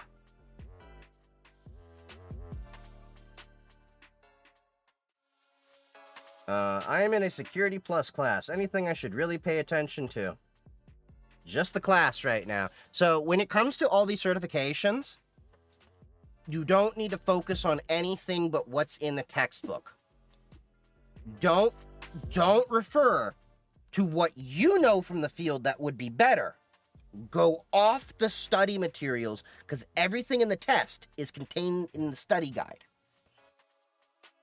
So just focus on the study guide. That's it. It's one of those, like, you gotta, like, pull your head out your ass situation, and, like, I'm gonna tell you, even though there's gonna be some situations you're gonna look at the question and be like, but that's not how we would do the thing. You follow how the book says it.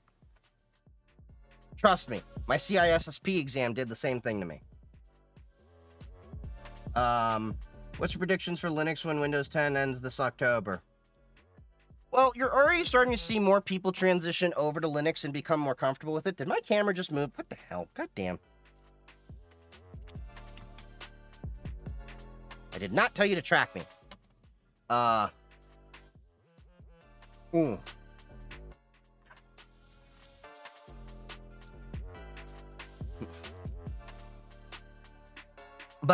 Linux is slowly growing as well, and I think it will continue growing. I think last I checked, it was like getting close to like the 4% overall usage of desktops and everything. But now that SteamOS is coming to more devices, I think more people are becoming comfortable with using Linux as an everyday device. And on top of it, Valve is naming and shaming games that are using kernel level anti-cheat, which is an abomination upon this earth. And to the people that use kernel level anti-cheat, to the people that develop kernel level anti-cheat, your mom's a hoe. But yeah, now that they're naming and shaming a lot of the companies that are doing it, I think they're going to be less likely to include kernel level anti-cheat, because I think once people look at the game and they see a little banner that says kernel level anti-cheat included, that kind of gives people pause, I think, sometimes to go install a game. And the honest truth is, there's no reason for kernel level anti-cheat. There really isn't. I have and if you want to argue with me on this, my argument's already there for 20 minutes long, called Kernel Level Anti-Cheat is Dumb and a Disaster Waiting to Happen. Go watch that YouTube video if you really want to know my insights on that. I'm working on YouTube content for all of my things. Aren't you proud of me?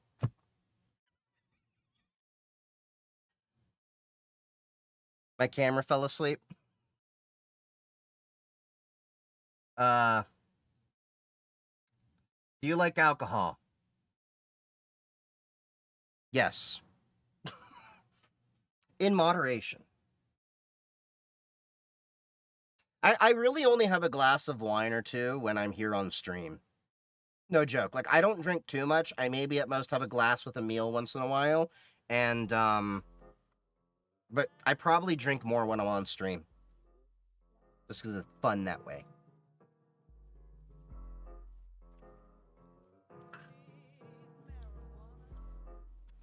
How many programming languages are you proficient on or use most? I use Python and Bash the most. Those are what I do. Sometimes PowerShell. I already bought XRP. Bro, I was in XRP years ago when it was selling for like 2 or 3 cents. I already made a bunch of money when it like shot to like $3 years ago. I'm good. Hit $3, put that in Monero. Ha! I just didn't buy as much XRP as I should have.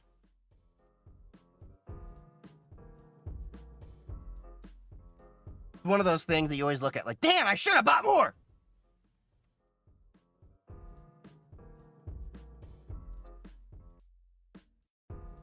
Run Linux Experimental? Yeah, I run Linux Experimental. Terraria or Minecraft? I've never played Terraria. I hear good things. Minecraft's okay. But I always have this propensity every time I play Minecraft to just be, I do funny little things and, shit, I wish Darko was on the chat because he can confirm this. So I do this funny thing once in a while where I'll start digging tunnels and then, like, Dark will be like, why are you digging a tunnel? I'm like, dude, I'm a Jewish guy and I'm just in here. This is Anne Frank's hideout.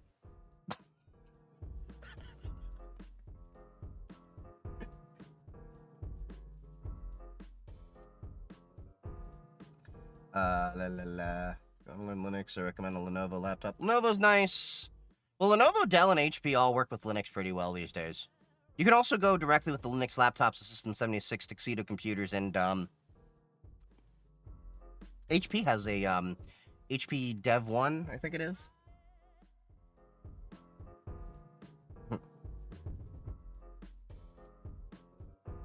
Let's see. In Dio, but it's not about. Okay. Does that how compatibility layers work? Oh, should I buy another computer and download Linux to it? You can, or you can run Linux in a virtual machine to play with it. If you have Windows Pro, you can use Microsoft Hyper-V. If you have Windows Home, you can at least use VirtualBox to get a toe in the water. But just be forewarned, if the VirtualBox version of Linux seems just a tad laggy, that's not Linux. That's because you're on a Type 1 hypervisor. That's just to be clear.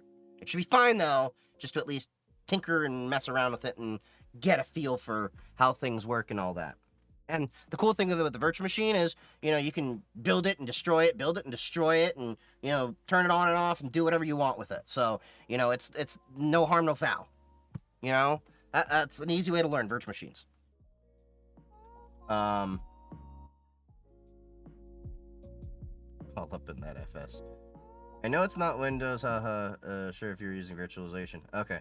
Drivers are overrated. Just use bitbash, the memory address of the device. Sure. If you're a masochist. What's your opinion of Zoran OS? It's a thing. I don't have any issues with it. It's not my cup of tea. I see some people that come from the Windows land that like it. I like Pop OS because it gives me kind of the Mackie look. Kernel level anti-cheat is your camera fell asleep. Would you recommend XCO over Proxmox for Linux newbies? Try to leave VM Labs. I haven't played with XCO NG, to be honest. Let me see that. Hold on. Oh, it's a Zen server.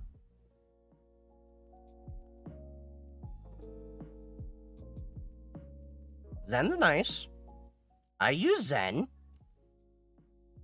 Except my Zen is built in Cubes OS. I use Cubes OS. I do not recommend that distribution of Linux unless you're an advanced user, just to make that very clear.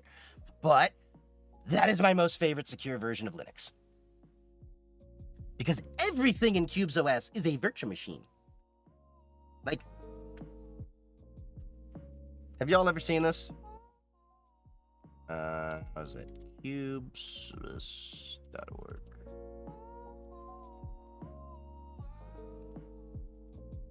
La la la la. Let me see if I can, there we go. This is why I like Cubes. But I do not recommend it for the beginner. You can get into this when you're a little bit more advanced. So it has the Sen hypervisor on top of it. This is the admin virtual machine. You have another virtual machine for your GUI. You have another virtual machine. You have your template VMs, and that's how the it propagates all the things for all the virtual machines. And you can see you have different levels of trust because you can assign network access to different things at various levels. You have another VM for your USB, another VM for your networking, another VM for your firewall, another VM for your Unix VM, which can then allow Tor stuff. Then you have another VM, your application stuff, that then connects into your firewall so that you can actually use your stuff. And then you can isolate these things into as many VMs as you want. And you can actually have the VMs talk to each other if you want, or you can isolate them from the network. So like here you have your key password management. You can completely disable the networking there and isolate it. So there's some really cool things there. And then what I can do with my Cubes OS is I can make a whole other VM just to be my VPN, and I can make several VMs with VPNs and set up several routes, so I can actually route different VMs through different routes in there. But again, a little bit more advanced.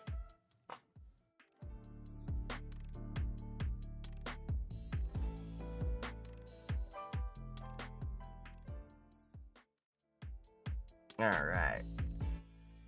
Do you think the used PC market gonna flood in October after Windows 10 ends?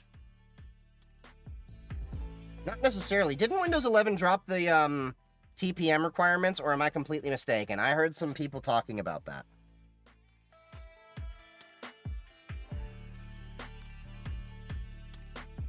I thought they dropped the TPM. Yep, they dropped the TPM.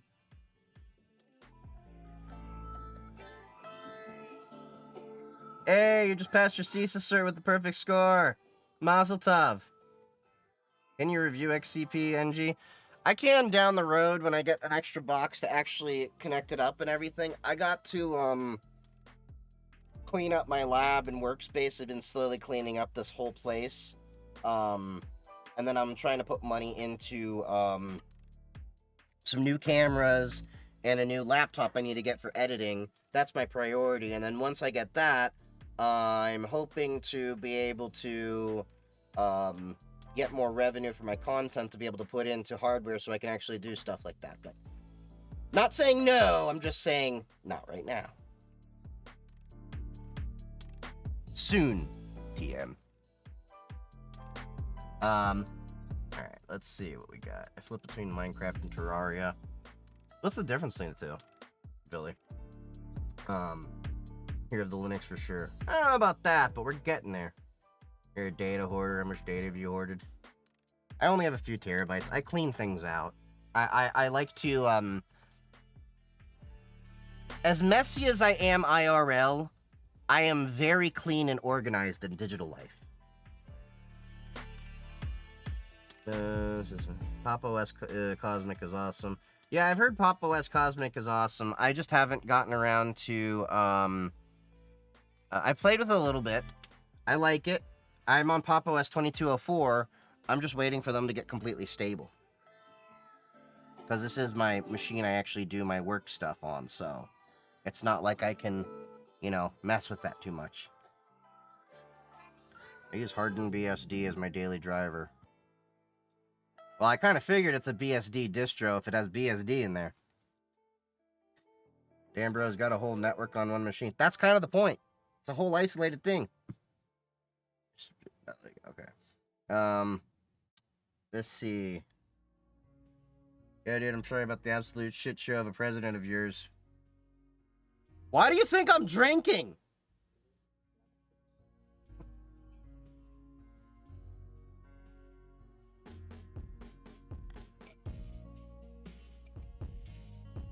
You gotta do TikTok affiliate. Well, I am, I do TikTok, I do TikTok affiliate stuff. Once, oh yeah, by the way, I'm talking to Silent, you know, SLNT, the maker of Faraday bags and all that. They're sending me one for, talking about, so there'll be a TikTok video probably coming out so that I, can get some money through the TikTok shop. I did make some decent money through the TikTok shop, but the problem is most of the stuff on the TikTok shop is bullshit, and I don't like selling y'all bullshit.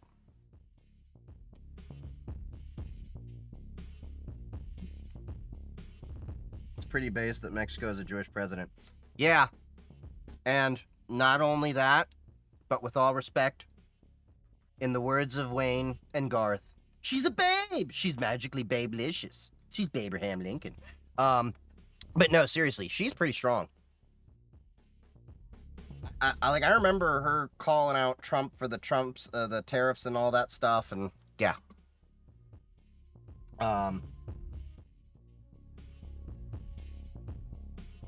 Linux Pop OS and Linux Mint OS are my go-to recommendations. I prefer Pop OS, but yeah, I just saw the economic report. Stocks are up. So here's the skinny on things. That doesn't really have much to do with the president. That has to do with that it's the beginning of the year. So here's what normally happens. Okay? End of the year. Here. US stock. Let me give you a graph, okay? And we can visualize this.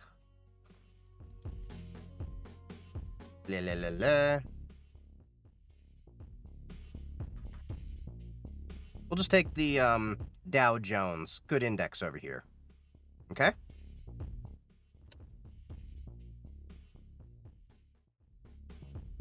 So usually what ends up happening is... Oh, wait, that's a 1-year average. Got a 10-year. And yeah, that'll be fine. Quarterly. Okay, so... Normally what happens is in the beginnings of the year, stocks go up. Then what'll end up happening is you sometimes get a little dip right before the end of the year. And the reason for that is because people are selling off their stocks for losses.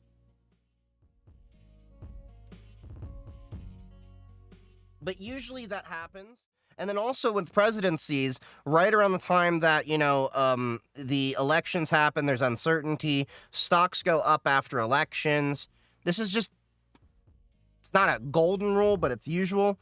So stocks often dip at the end of the year because people are trying to collect, losses,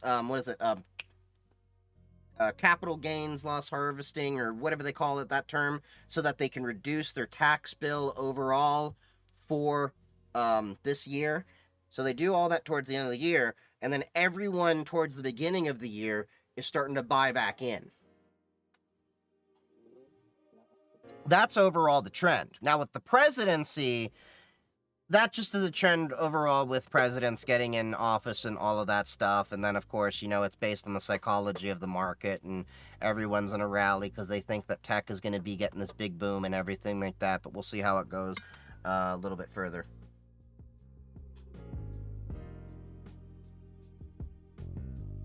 Do you back up your main OS to an image? Yes. So I use a program called Deja Dupe. Deja Dupe takes a backup of my home folder and certain folders to my NAS, and that's over my network rack. And then if I ever have to reinstall the OS, I just can rebuild that, and that can reload everything that I need there. I may just have to reinstall a couple of applications, but at least it has the things in my opt folder, my home folder, and the things that matter to me. Because the honest truth is, if I'm rebuilding a machine, I don't want to always rebuild the OS. I just want to rebuild the home folder is the most important thing. I can rebuild the rest of the operating system, no problem, because it's like, oh, what? Install this app, log in. Oh, what? Install this app, log in. It's like, not a big deal. I spend less time setting up a new Linux system than I do a new Windows system, and I know that for a fact because my stream box that I do streaming on for all of you right now, that's on my Windows 10 Enterprise box over here. And then my Linux tower is over here. So I have a 2-PC stream setup.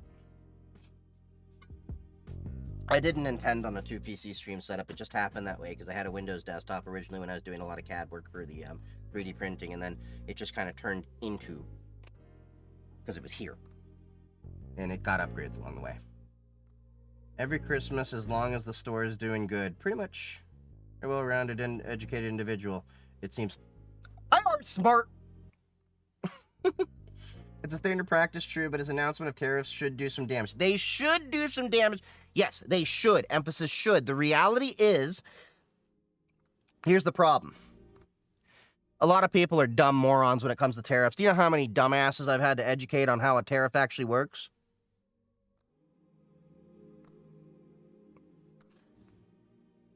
So the problem is, the tariffs won't really damage things until the tariffs go into effect. Anyway, saw your story about how TikTok algorithm is cooked. Gotta agree. Yeah, it's been upsetting.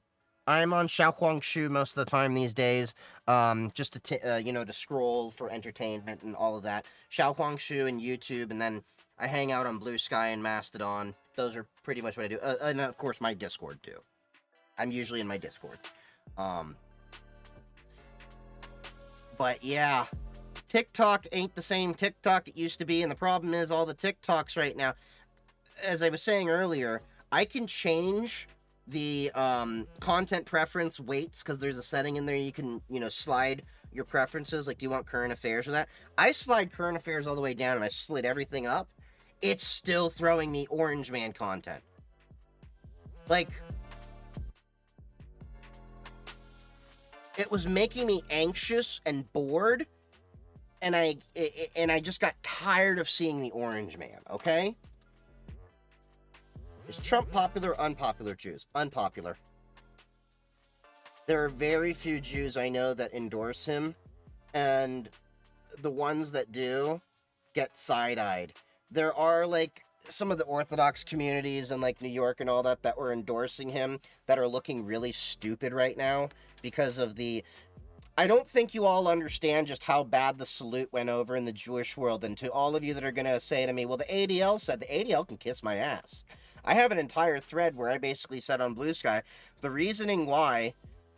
Pull it up. I think I also figured out the reasoning why the ADL is as much of a pussy as they are. So...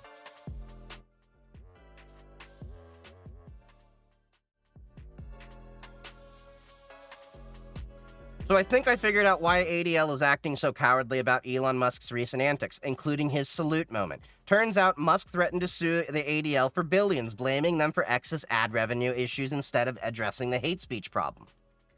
Instead of standing up to him, the ADL seems to be bending the knee. Musk's logic: advertisers are leaving X not because hate speech has skyrocketed under his leadership, but because the ADL is warning about it.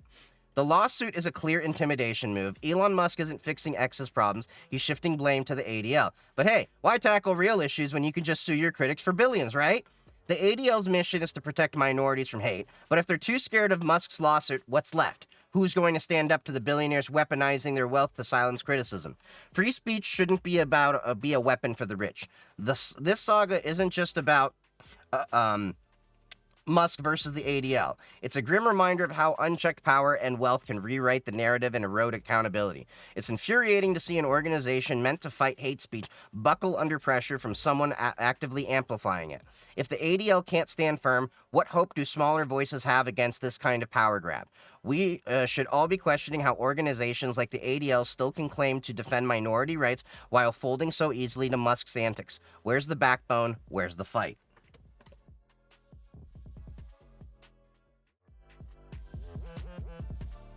Yeah, and Lakewood, like I said, is looking really stupid because, so those of you that don't know, Yitz, boyfriend, he was Chabad. He used to be Chabad. Yeah, like the whole, like the Beckish, the Strimo, the whole thing. They are all getting cussed out by all the other Jews, and they're in the most awkward position because you have to remember a lot of these people literally knew Holocaust survivors. And they are in the most awkward position because you can't explain that away. Because, let me put it this way. For an average everyday person to excuse that away is one thing. It's not acceptable there. For a Jew to not accept that, these little dog whistles and everything, that's when we start calling you kapos. And what a kapos is, just so you understand, are the Jews that worked with the Gestapo to turn the other Jews in during classical Germany times.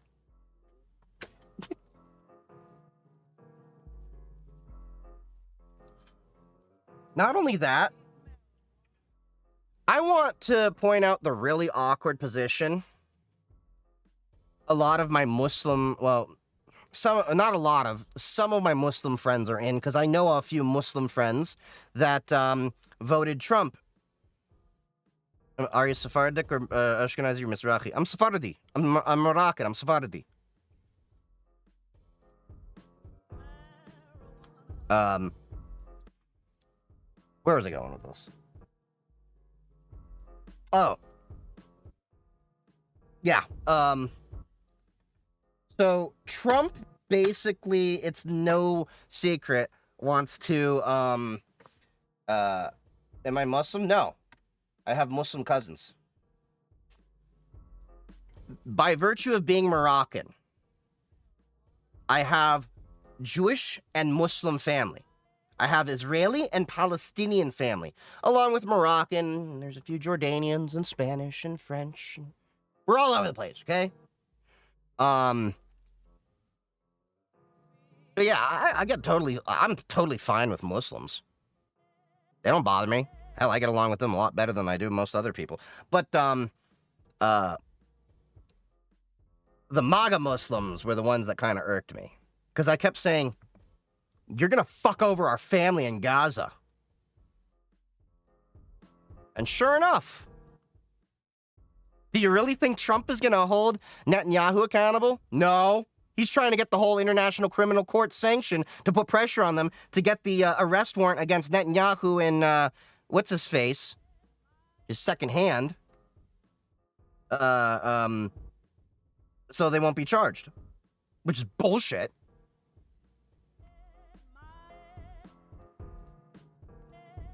Ah, Daniel Herzog. Thank you. Couldn't remember the name.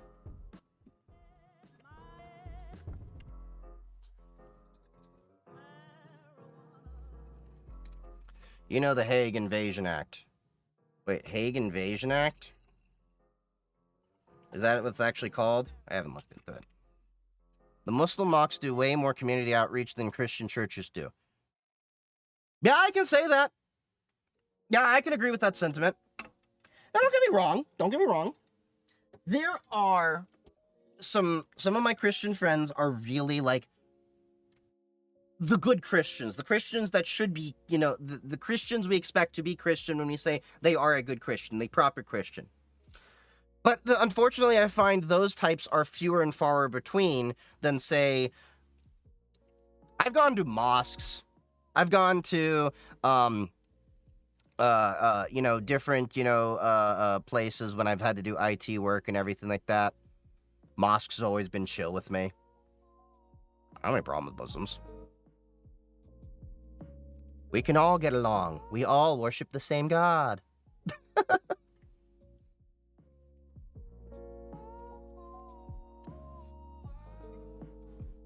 Churches post-Reagan changed drastically and no longer help community and focus on acquisition. Except Ben Shapiro. Yeah, Ben Shapiro's a capos.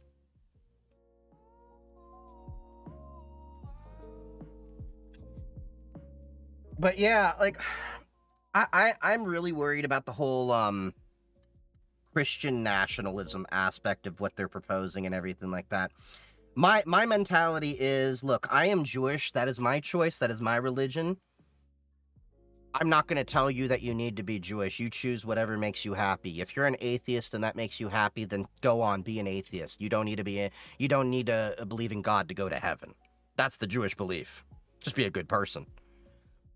I have plenty of atheist friends. I have plenty of Wiccan friends. I have plenty of Muslim friends. I have Sikh friends. I have friends across all, walks of life. There's no one religion that makes you better than another. There's only, and I think this whole, like, attitude of, like, being holier than thou is part of the problem. Is there going to be an invasion in the Panama Canal and Greenland? So that's... Here's the thing.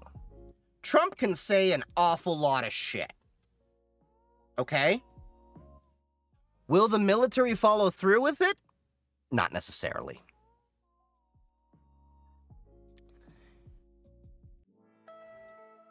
If I recall, there are some limitations that the military can disobey presidential orders or that. Let me see. Hold on.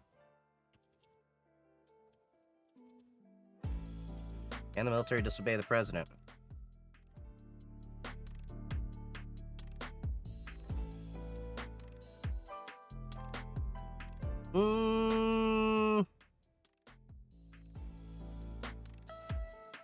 What happens if the president issues a potentially illegal order to the military? That's, I think, going to be a question, because that's never really been tested.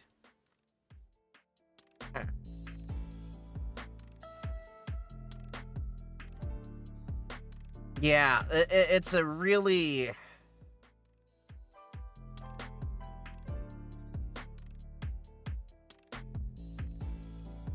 Yeah, so it looks like both Article 90 and Article 92 of UCMJ say that they only apply to lawful orders. So if it's a lawful order. But... The one thing that I do take solace in is the military, at least when they go into their training and everything, and I know this firsthand from when I was trying to go in, they make a point to say that you swear an oath to the Constitution, not to a president, not to all that. The Army, by and large, is seriously pro-Trump. Yeah! You'd be surprised, actually, how many of them are Democrat. You'd be surprised how many of them are not Trump supporters. The reality is, most hippies are former military. Most of the most peace-loving guys that I've ever met were active duty military. Trust me on that. And you already see that police are not really happy with him because he pardoned the people that attacked police.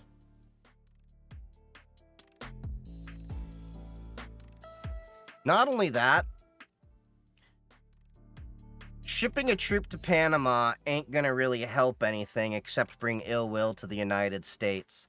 And we would be invading sovereign countries. That's a bad idea. Because here's the thing. That's an act of war.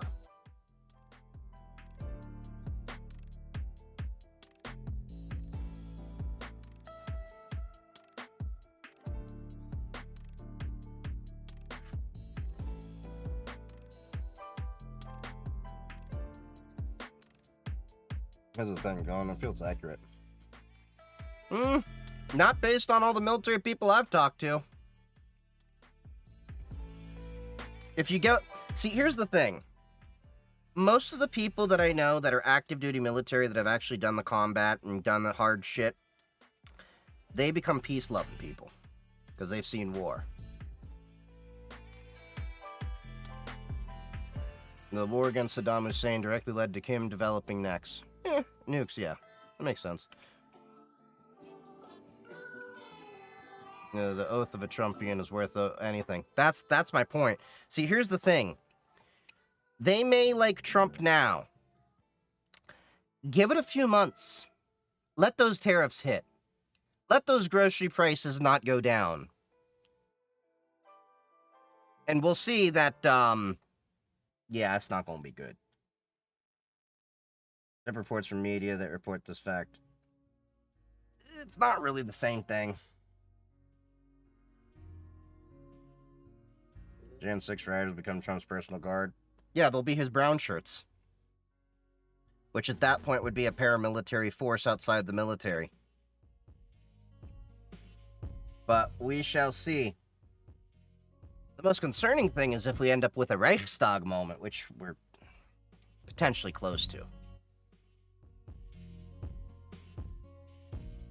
I mean, generals and upper staff. Yeah, let me put it this way. A general can tell their soldiers to do things, but a soldier is going to ask questions, about why the hell are we going here? And here's the thing. When it came to Iraq and Afghanistan and all of that stuff, it was easier for citizens to accept the excuse of we're fighting terrorism. We grew up with 9/11. The problem with this generation of military, they have no reason to just blindly go into another country like that. You're going into Greenland. You're going into the Panama Canal.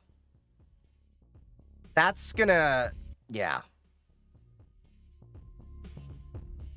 Yeah, any war against the Latin American country will result in increased Chinese and Russian influence. Yeah, wasn't the... we already have bad influence in Latin America because of Shit, what was that policy we had that basically made America believe that they should be the police of South America and they can just do whatever they want? I forgot the policy. There was a thing, a president basically, it's like, it was the Monroe Doctrine? Okay. For some reason I was thinking the Monroe Doctrine was when we rebuilt the Europe. Hmm. The Roosevelt Corollary? Okay. Manufacture one they have before and will again. We've been to Panama before. Yeah, but when were we in Panama? Years ago. Here's the difference between then and now. Back then, we had very controlled media. We didn't have free-flowing information like we do today. Okay? Nowadays,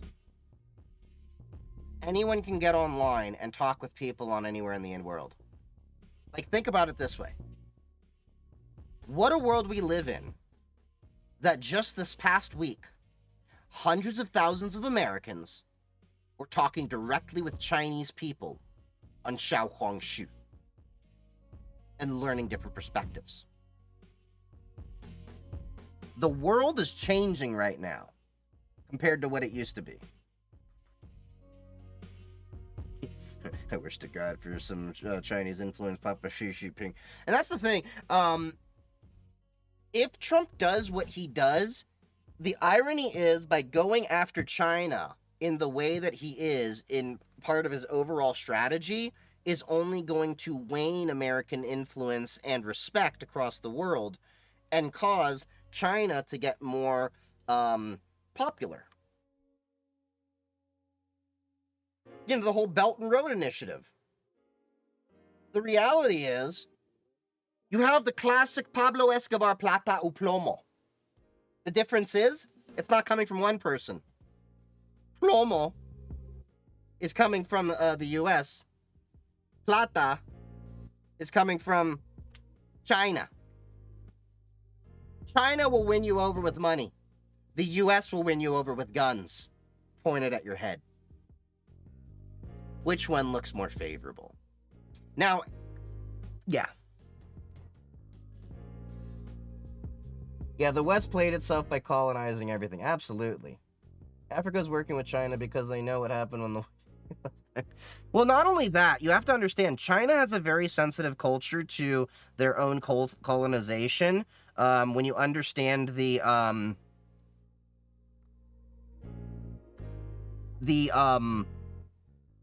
ape of Nanking. There's a letter missing at the beginning of that. And other events like that.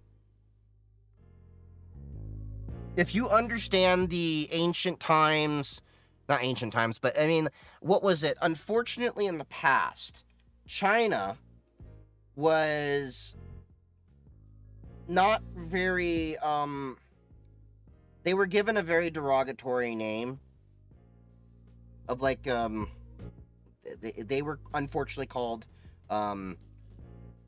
the sick man of Asia, unfortunately, because they were in such a bad state. But China's turned around. But China has had their own issues, and there's a reason why they are not very much fans of the Japanese.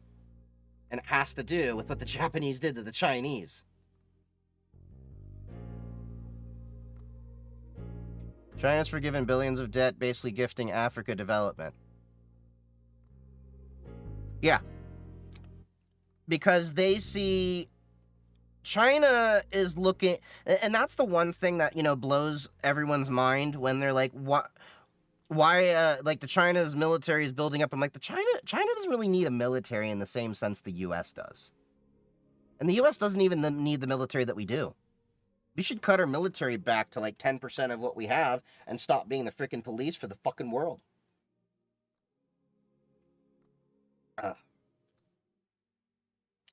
China's very pro-Africa. Yeah. Meanwhile, we have loans to other third world countries we're bending them over the barrel for. I thought that was the Ottomans. China got screwed over by several people. I mean, they had the Mongolians, the Ottomans, and,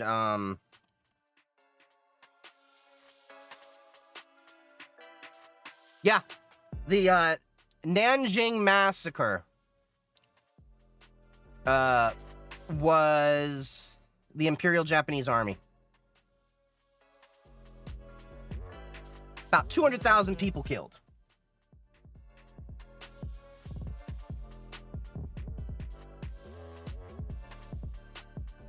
Realistically, we should grant Alaska, Hawaii, Puerto Rico independence to avoid overstretching military.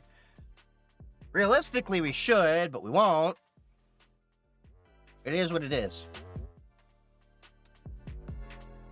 America's become very disliked globally. I don't think you know how quickly the dominoes can fall. Oh, I do.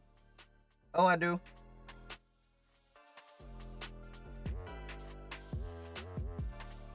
We are the police for our corporate and financial instruments. Seldom do we do it out of mercy. No, we do it for the almighty dollar. How Meng did Mo... Wait, what? I don't understand what she said there, dude. Not you individually, but as a country. Oh, I know, not me, but... yeah. Trust me, I understand. That's why I take it as a compliment when people think I'm Canadian. What's your favorite distro of Linux? Pop! OS is what I daily drive. Cubes OS is what I daily drive for my security stuff. And then, for my servers, Ubuntu, Debian, or Red Hat Enterprise Linux, depending on my mood. Considering getting the, F out of here. So am I. I'm looking at Portugal if I can make that happen.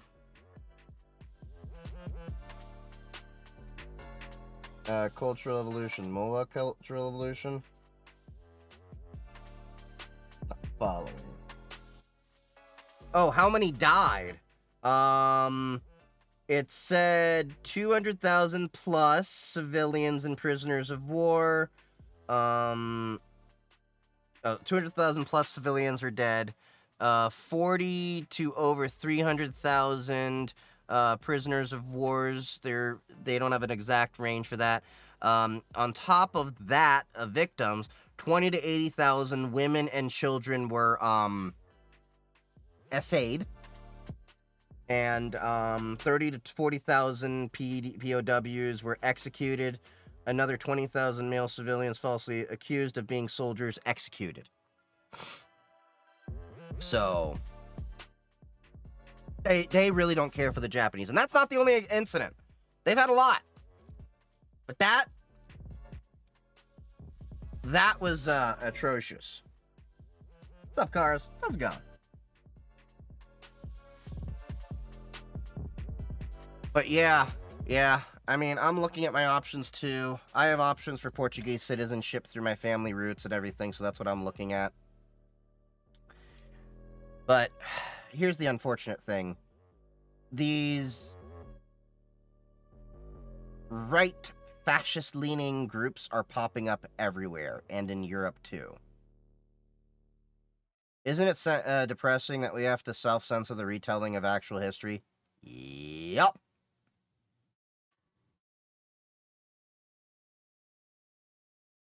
Yeah, because it's literally history. Like, I almost used the actual R word, the full one, because that's how we learned it in school. Our teachers did not hold back. They literally said, no, they got, it was effed. Oh, we were talking about the Nanking Massacre in regards to why the Chinese don't like Japanese, as an example.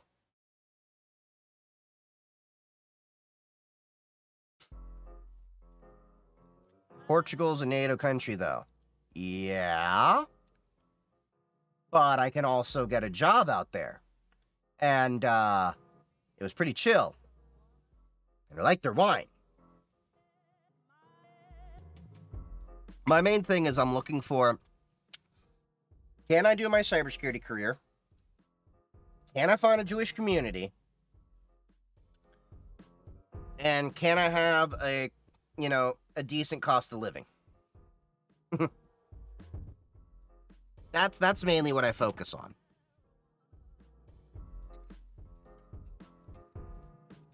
Portuguese green wine mention. CCP research history report from 1996.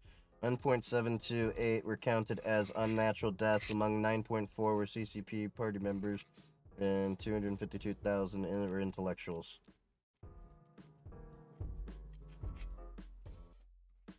Mixed race will be chilling. I'll be an outsider everywhere anyway. Yeah, I can understand that. I'm white passing as a Moroccan, so I can go anywhere. If I had the money to just retire, I'd probably just go to Morocco, to be honest. Although, it would be interesting to check out China, but, I mean, I see people live there. I don't know if I could do it. It's one of those, like, I'd have to check it out first. But what's interesting is, from talking to all the people in Xiaohongshu, they don't really have a mature knowledge of cybersecurity. Like, a lot of the things that I consider basic knowledge to knowing cybersecurity, they don't quite follow. Like, YubiKeys don't even ship to China.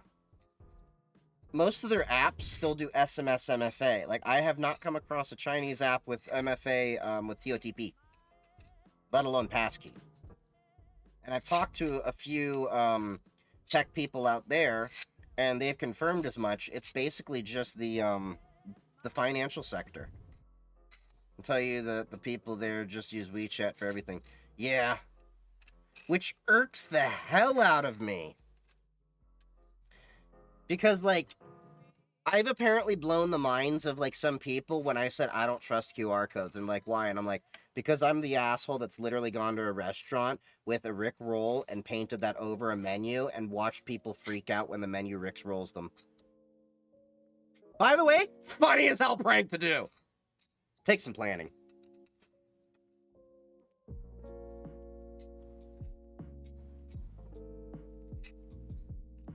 Look, people are, yeah. Look, plant QR codes to Rickroll people is a classic thing, okay? People are way too trusting of just scanning a QR code. And you can do some malicious things with those if you really wanted to. Because the problem is, there's no real checks with the QR.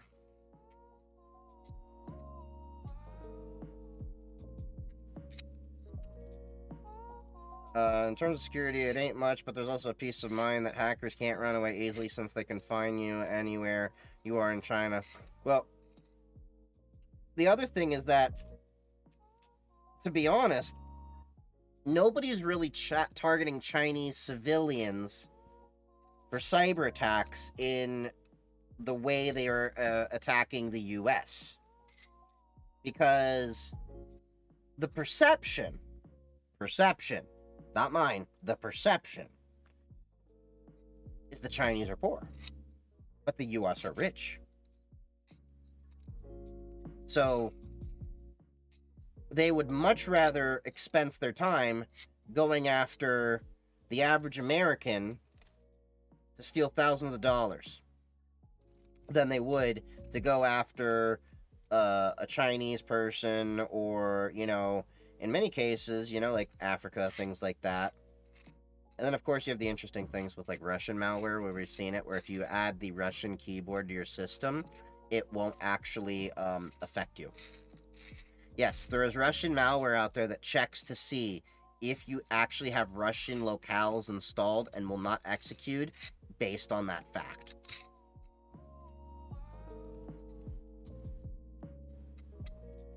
Which always raises the question of, should one just install Russia for that reason? If you do get the chance to visit China, it's an experience. It's in my plans to eventually do that. I want to make it to Shenzhen at least. I know Yitz wants to go to Guangzhou, but I want to go to Huashangbei. I think I said that right. Correct me if I'm wrong. My pronunciation may suck. Any good drones with a camera you would recommend I could control with my Steam Deck? I don't have any drones. But do make use of WeChat. It's going to make your life easier. Yeah, I will get WeChat before I get out there. But for now, I'm just gonna stick with Xiaohuangshu so that I can actually just get insights into there as well as make content. Use a separate phone, of course. I have a separate phone for that. I'll just use my DEF CON phone. I have a phone for international travel for that reason. So if I have to install any local apps, I have that. So I have my personal phone, I have my content phone, and then I've got my DEF CON phone. So I've got 3 phones. How many languages do you speak? I don't speak... English is the one I speak most fluently. When I was little, I grew up speaking French because my father is French Moroccan, with Arab and all that too. But the issue is that my father wasn't around much later on, so I forgot most of it. So, oui, je parle petit en français. I speak a little bit of German, sprechen ein bisschen Deutsch, especially because that does come in common with a little bit of Yiddish from when I lived over in Germany. I speak a little bit of Hebrew, although quite a bit of it slipped since I lived in Israel, because I haven't really conversed in it. So, what's that, 4? But I wouldn't say fluently. What happened between you and your father? My dad's an asshole with bipolar disorder and didn't actually take care of his issues. And the problem was that my family didn't take mental health seriously, so he's in decline. That's the honest truth. Is my dad's basically mentally just wacko. He's like yeah. He was diagnosed with bipolar schizoaffective type schizoaffective disorder bipolar type. He was actually hospitalized for this apparently, and he hid a lot of his mental health for most of my life, and yeah, it was bad. And it like my dad didn't really even understand. Like, my dad would literally piss himself in a diaper, not understanding you need to go to a doctor and everything. And he didn't understand what I'm saying. Dad, you pissed yourself, you smell like piss, you shouldn't travel. You know, like, we were in the middle of Vegas when this happened for a business thing he insisted on going to, and he's like, why are you making fun of me? I'm like, Dad, telling you that you pissed yourself and you smell like piss and that you is not making fun of you. That's telling you the reality. And he, like, you know, I tried doing the whole therapy thing, and eventually got to the therapist, where the therapist was even like, you need to probably consider going no contact for your own mental health. And my dad couldn't really accept it, to the point that he tried to harass my boss at work. My boss! To try to get me fired from my job. And that's why I had to get a restraining order on him. So that's why I don't have a relationship with my dad anymore. I wish him the best, but at a certain point, enough's enough. How long did I live in Israel? I lived there for a year. I went there for school in what's called the yeshiva. I lived in Jerusalem. A yeshiva is where you go to study your religion. I basically took it as a gap year to kind of figure out what I wanted to do with my life after high school. And I'm thankful I did that, because even though I didn't know what I was going to do with my life, if I had stayed after high school in the US, I would be hooked on drugs. I can guarantee you that. The reason why is all of my friends, pretty much all of my friends, my friend group from high school, after we graduated, some of them OD'd. Many of them got addicted. Some of them are clean now. Some of them are still left up. I don't deal with any of them. I'm one of only maybe 3 or 4 people in my group of, like, close to 15 friends that did anything solid with their life and didn't mess up.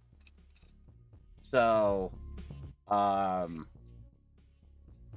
thankful, because it was like one of those moments when I came back and I'm like, hey, how y'all doing? It's like, Where's he? Rehab. Where's he? Dead. Where's he? He's high as a kite over on that street. You know, like, it was like that whole thing. Like, literally, when I came back from Israel, I had no friends. I had no friends when I came back from Israel for probably like 2 or 3 years. Just, you know, kept to myself, did my own thing. Eventually started going to work in college, and yeah. So, it's unfortunate, but it is what it is.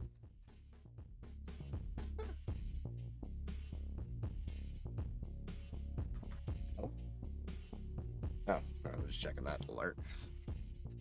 But yeah, and then I've just been slowly cleaning the lab. I've been slowly working to work with my doctors to get my physical and mental health state back to where I'm supposed to be. Like I said earlier on the stream, the reason why I missed last night was we were switching up my medications to figure out a better cocktail for, you know, all my ailments. And then, of course, insurance decided, hey, we're no longer going to cover this script. You got to go to this one. And then we have to wean me off the one and then get me on the other one. So I had a case of insomnia for about 35, 40 hours. And I finally got to sleep with a heavy dose of CBD and some melatonin, valerian root, magnesium, like every natural sleep aid you can think of. And then I finally got like 6 hours of sleep. So yeah. Love the shirt. Yeah, I love the shirt too. So I actually found this shirt on Blue Sky. Someone made a logo, and then I'm like, dude, I need a shirt of that. And then he just made a shirt link. So I literally bought this off of Blue Sky from a random artist. Do no harm, take no shit.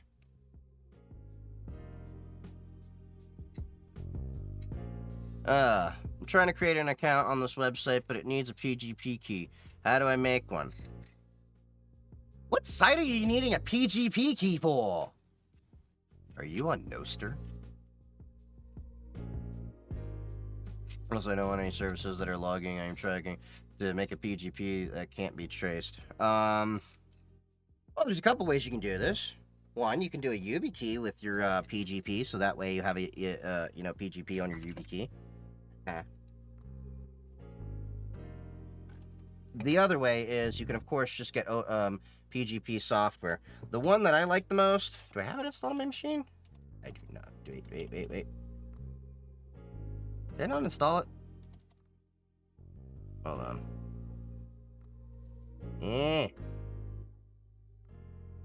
Yeah, I gotta go to FlatHub. Hold up. FlatHub.org. Untraceable from law enforcement, mostly for its architect. Well, here's the thing. A PGP key isn't traceable because the key physically should reside with you. And you shouldn't just place that key in like any cloud storage without like veracrypting encrypted containers at the minimum. You can use applications like so one of my preferred ones is Cleopatra. This, oh yeah, probably helps fake. Is Proton Mail PGP key good? So the way you should ideally do PGP isn't on the online service. Because if you do PGP in their email service, what'll end up happening if... Let me start that over. You shouldn't host PGP keys in an online email service. Like, I know Proton Mail lets you do that. But the issue is that private key is hosted in their server, so if something happens and somebody could possibly extract that key, they now can decrypt everything.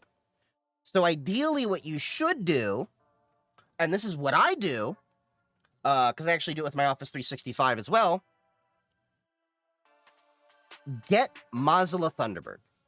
Mozilla Thunderbird is my favorite email client. I've been using this email client literally 20 years. Between Mac, Windows, and Linux, I've always used that email client. Mozilla, Thunderbird, as of the past couple of years, has PGP key generation built in if that's what you're trying to do to encrypt your emails and stuff. But if you're trying to just generate a key on the fly,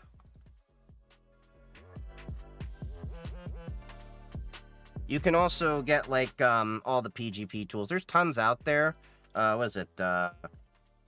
Windows, is it OpenPGP? I think it is. No, GPG for Win is the Windows solution, which can also work with Microsoft Outlook, just so you know. I know this because I use it at work.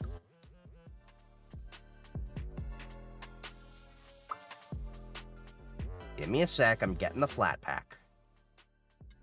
Thoughts on Brave? What browser do you use? Normally I use Firefox, but I have Brave here because sometimes you need a Chromium-based browser for things. Like, I found websites that just don't work with Firefox. Oh, you just need a public PGP key? Okay, so you need to create a PGP pair. So you need is just GNU PG, basically. One of the platforms out there. You can use Cleopatra. The other one is... Hold on. There's plenty out there. There's tons of PGP keys. Hey, you got... Come on! Install, damn it! How dare you only go at nearly 1 megabyte a second? That's not 1 megabyte a second. It's 1 megabit. Not even. Why are you so slow?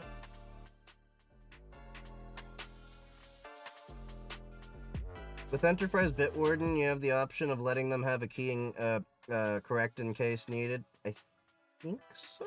I haven't dealt with Enterprise as much. Enterprise Bitwarden's a different beast of its own. I use Bitwarden. Bitwarden. I use it. I like it.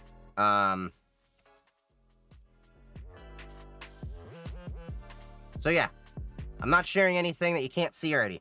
So, PGP key here. Okay? So, Hold on. Here you go. New open PGP key here. Test.com.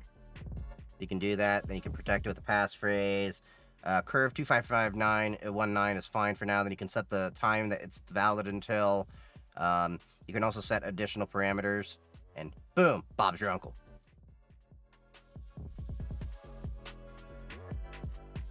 So that's about all there is to it. That's pretty straightforward. There's other ways you can do it straight from the terminal as well. Just look up how to generate a PGP key. It's really straightforward to generate a PGP key. Now, the important thing is, hey, Anga, how you doing, buddy? The important thing to do when it comes to API keys, save your damn keys. So the way it works is your private key is like your social security card, basically. You know, you want to keep that private to you. It's going to identify you. And then you're going to want that public key. The public key you can give out. You can send that anywhere. You can put it on a billboard. You know, put it anywhere. Won't matter. But that private key, keep that only to your eyes. You use the private key to be able to decrypt the things coming to you. They use the public key to sign the things over so that it can correspond to your private key to be read. I'm simplifying it a little bit. Also because I've had like probably what I think almost close to 3 glasses of wine.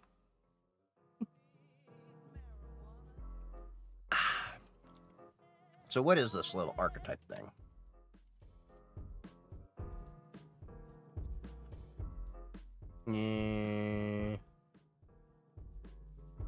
Well, archetype market? Are you talking about a market?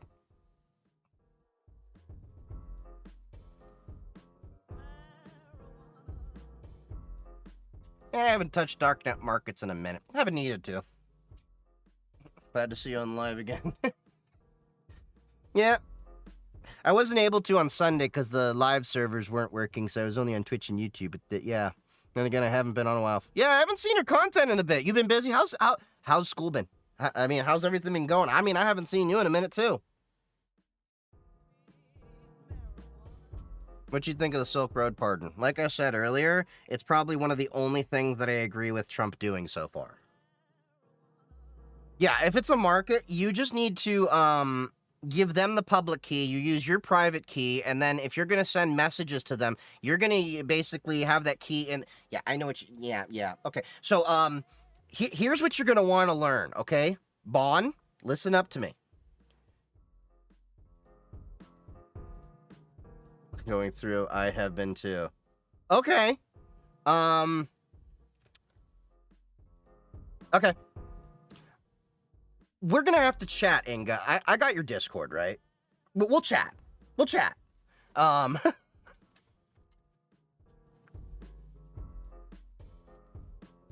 we will definitely chat. Yeah.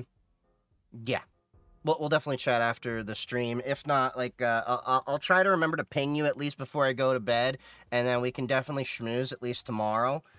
Catch up and everything, because I miss you, girl. All right, Bon. Sorry. ADHD tangent. Bon. Dark Net Market Bible. Look that up. Lots of love too, Inga. Love you, babe. Hope you're enjoying it, everything.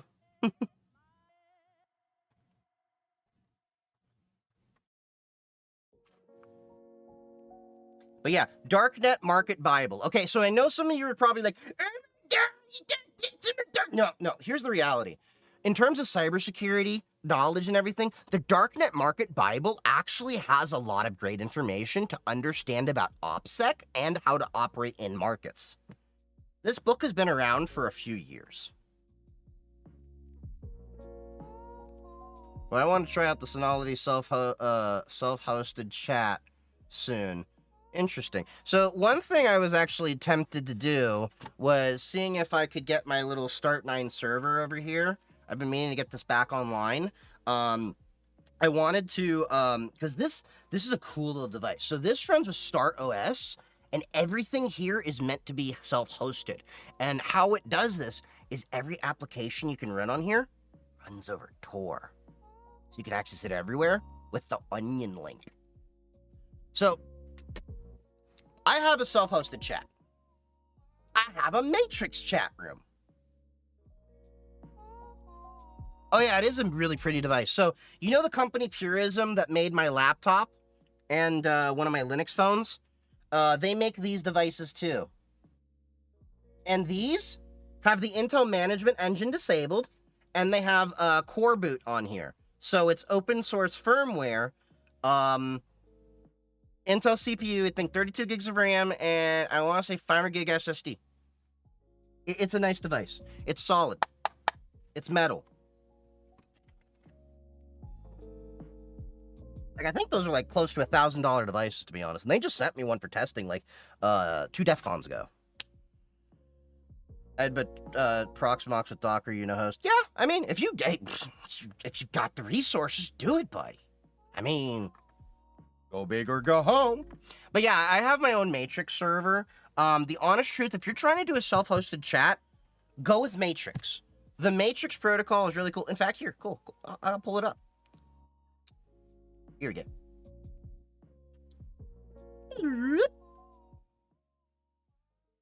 Behold, my Matrix.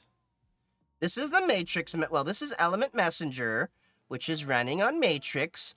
And this right here is my Matrix server that has all my Matrix friends in here. So, yeah.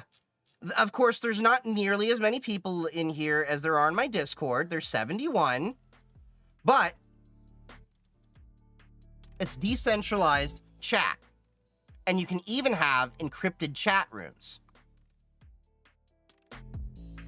So, definitely look into that if you're trying to do a self-hosted chat solution. And Matrix is already been adopted by several governments and militaries around the world. Like, I think the German military and stuff. Can you show how you host your own Blue Sky posts? I haven't moved over to my own Blue Sky PDS yet. Like I said, for the past few weeks, I've been dealing with physical and mental issues and all that stuff. Yeah, I just haven't gotten around to tinkering and doing a lot of stuff. I wasn't doing very well, guys. I'm still working on that. But I will get a Blue Sky PDS. I do have my own Mastodon server. So my Matrix, I have a managed host with Etki. They are in the EU. And then I have my Mastodon server also in the EU. Can it run on Docker? What, Matrix and all that? Yeah, I think there's, hold on, let's see. Matrix, chat, Docker. Yeah, here we go. Hold on, new documentation. Hold on. There we go. Yeah, they have a Docker image. Matrix officially has their own Docker image they maintain, and it was updated as recently as 1 day ago, so there you go! Docker Hub. Go.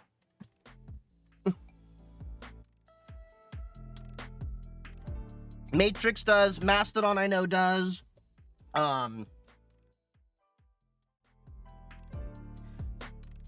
What run on older hardware, Gen 2 i5? How much bandwidth? Okay, so here's the thing. My Matrix server, I think it's like a 2-core or 4-core system with only 2 gigs of RAM. It doesn't need that much. The Mastodon server, she needs some power. So, well, let me put it this way.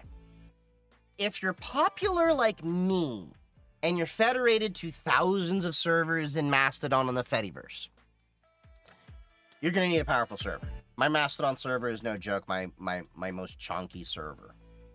I think it's at like 32 processing threads, 300 gigs of media space, and I want to say like close to 60 or 70 gigs of database space. It's she a chunker. But yeah, I host my stuff mostly in the cloud because I travel and I like managed hosts to pay a little extra so that they can deal with all the regular maintenance day-to-day stuff.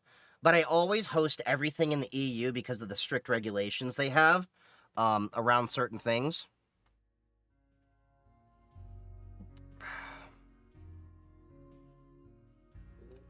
Let's see. Hey, Amanda's Lifestyle. Just came across your page. I'm currently being cyberstalked and would love to get some help. Ooh, that's a unfortunate situation. Wow, where do we start with helping this situation? So many ways to go about things. Okay, so the main thing is your information is... Okay, so I'm going to presume that you are in the USA, which means that your data is probably in a bunch of data brokers. So the first thing I would probably do... Okay, so the unfortunate situation is if your information's already out there and, like, your address is known, they're probably going at data brokers like, you know, beenverified.com, things like that. Unfortunately, the US doesn't give a crap about your privacy. So what you can do is... I'm not trying to shill a product just to shill a product. I've been using this for 10 years myself, like long before I'm making content. I use a product called Delete Me. There's a link in my bio to it. And this is only one. There's a few steps here, okay? So bear with me. We're going to give you the list to at least work through some things. It's going to be a process of time. So, like, there's a few things to do. And, of course, I'm going to say the first thing is, yes, this is stressful. Yes, it's unfortunate. But yes, there are at least some things we can potentially do about this. But unfortunately, some of them might require, depending on the severity, like if they have your address, you got to move after you do these things and all that. But yeah, get Delete Me, sign up for them. Basically what you do is you give them your information. They then go to all the data brokers and everything and then scrub your information. All right? So that's one thing that will do a lot of it. The other issue is things like voter information. That's public information, which is why I often park that at like some random relative's house and just say, hey, I'm picking your house this year to vote from, and have my address and everything there. But anyway, but yeah, Delete Me will help with that. It's a matter of doing an OSINT, as we call an open source intelligence search, to see what things you're exposed with, and all that. So like, do a Google on yourself. Do a Google on your name, do a Bing, do all of them. Check out what information comes up there. Make a list. Oh, you know this person? Like, you know this person IRL. If you know this person IRL, document any issues, any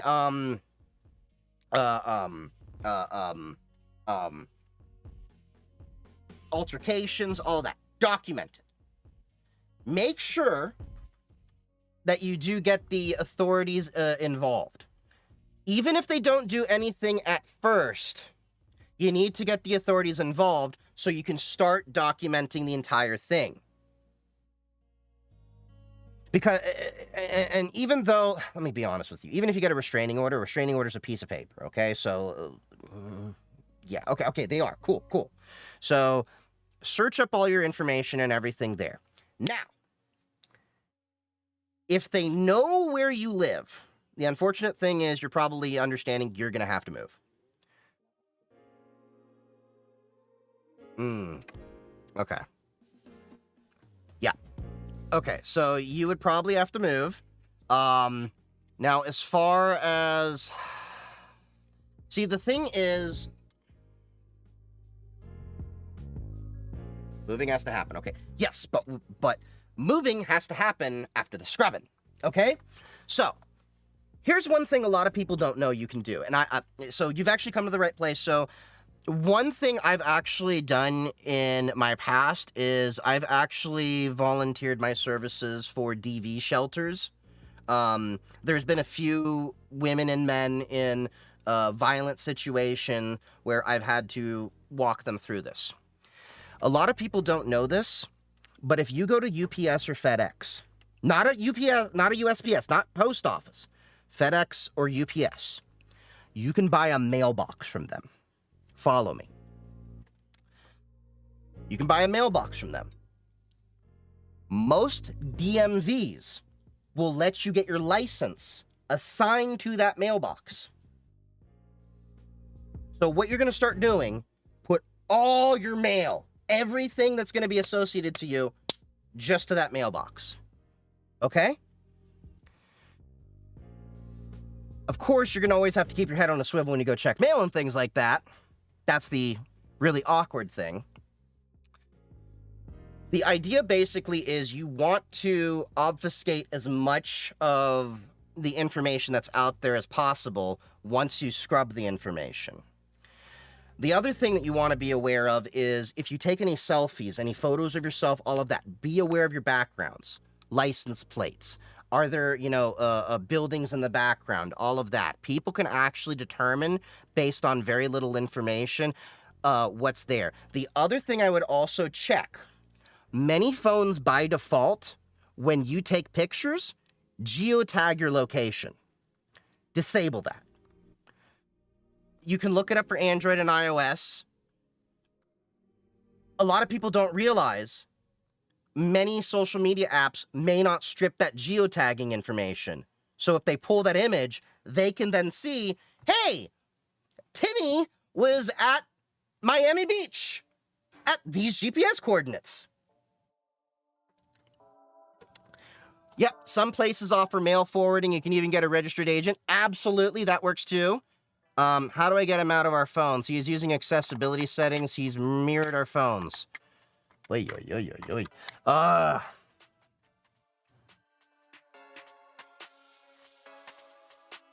Does he, hold on, 1 second, just thinking. So you'd probably have to do a wipe on your phone, but so you'd probably have to do a complete factory reset on your phone. But if he's cloning...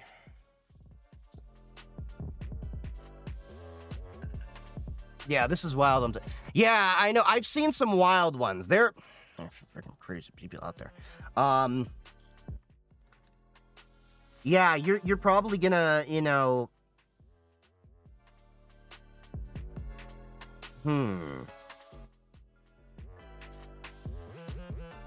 You're probably gonna need to extract as much information you can off of that phone.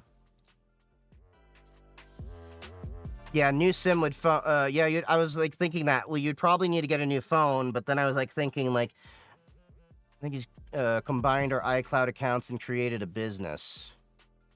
You may have to complete. Yeah, you've tried a new SIM, so yeah, you may have to basically grab whatever data you want to keep offline. I'm talking like your photos and precious memories and everything. You're probably going to have to nuke your email, nuke your phone, and probably go for the witness protection kind of level thing. Not to the extreme there where you're actually working with WITSEC, but like you understand what I'm saying. You're more or less going to have to get a new email address, get a new phone plan, data. You've been through 5 phones. Have you changed the accounts?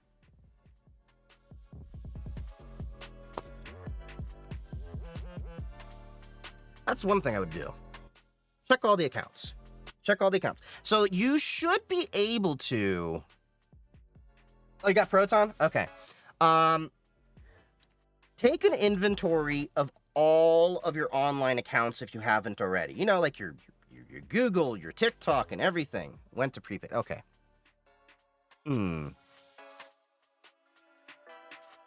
Out of curiosity, do they have physical access to you and possibly have put a tracker or something like that? Yeah. The honest truth is, I don't know if it wouldn't be a bad idea to go with a... Yeah. Then here's what I would probably do. I go old school and go with burner. Like, I mean, not even a smartphone. I'm talking like a dumb flip phone. Okay, if he has a tracker on you, then what I would probably do is... Some police stations let you do this.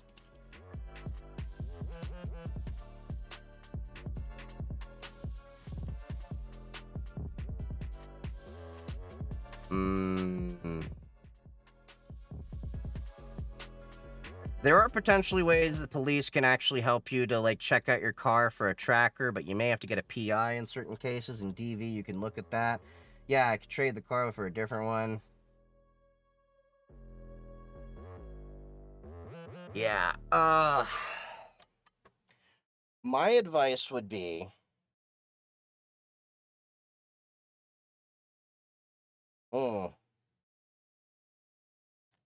Yeah, then my advice would definitely be you're going to have to go low tech on this.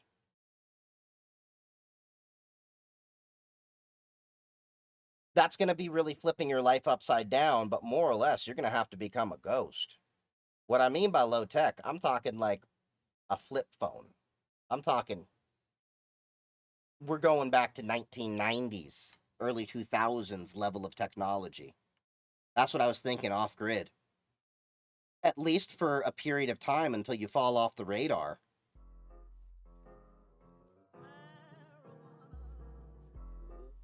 Yeah, FBI, definitely. FBI is of consideration as well, but the reality is you're probably going to want to be as low tech as possible while you do things. What about at her work, etc., online stuff? Yeah, that's the tough part. Yeah, pagers. You can get a pager. Those still exist. Um, yeah, that's really tough. I'm thinking, yeah, low tech would probably be there, scrubbing your info, forwarding mail, um, and then also when you're trying to look up where you're moving and everything like that, what I would do, go to a library, use the computers at the library, turn off your phone, pull the battery out if you can. You got me fired. You got into my work accounts. Oof.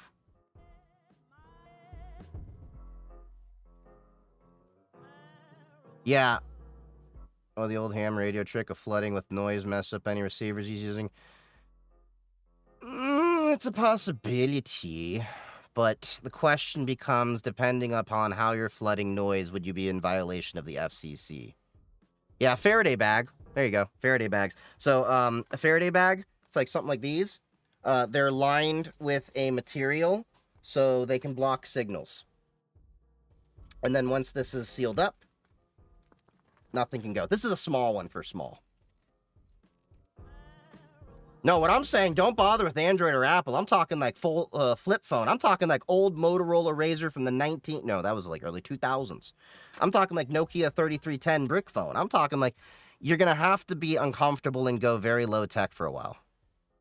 How do you know if Faraday bag actually works? Well, you can try calling your phone and seeing if it rings. Where do you get that? Okay, so if you go to any cell phone store, just explain to them you need your dumbest cell phone. You don't want internet. No, see, I don't want her to go to Amazon because if they're doing that, she needs to go in person to the store. Yeah, everything in person, cash, everything. You're going to want a flip phone, a burner, like I said, just dumb phone. You're going to have to go very low tech about this. If it's the fact that he's intercepting, it's just that you have to make sure that, you know, basically living like a caveman is going to be your friend here, as well as obfuscating all that other stuff. And then when you move, don't have your address tied to any of your ID or anything. And the honest truth is when you do the actual move, radio silence. If at all possible. After you get the car checked, possibly. Hell, ditch the car, get a different car. Is there a way to save any of your accounts? He's in all my kids' accounts. They are devastated. The best you can do, manually grab that information on a computer. Download it to a flash drive. That's about it. Send her a list of steps so she can print it out at the library. Yeah, but the issue is if there's an interception digitally, like, yeah, so yeah, it's a tough thing. It's a really tough situation. I definitely would get in touch with police, FBI, and inform them of the situation, swap the car, cash. You're gonna have to, like, live off the grid. Yeah.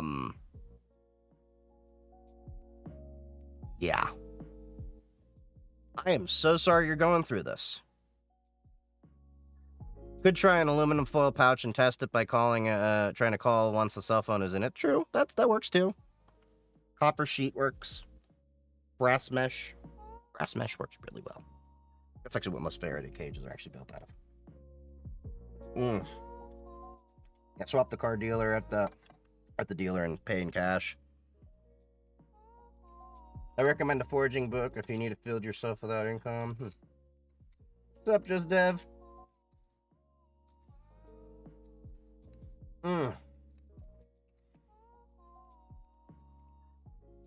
Yeah, it's really hard to do in that situation. Yeah, unfortunately, some people are sick. But the other thing I would tell you, too, are available online at the library. The other thing I would do is, There's got to be some books on surviving off grid and everything like that.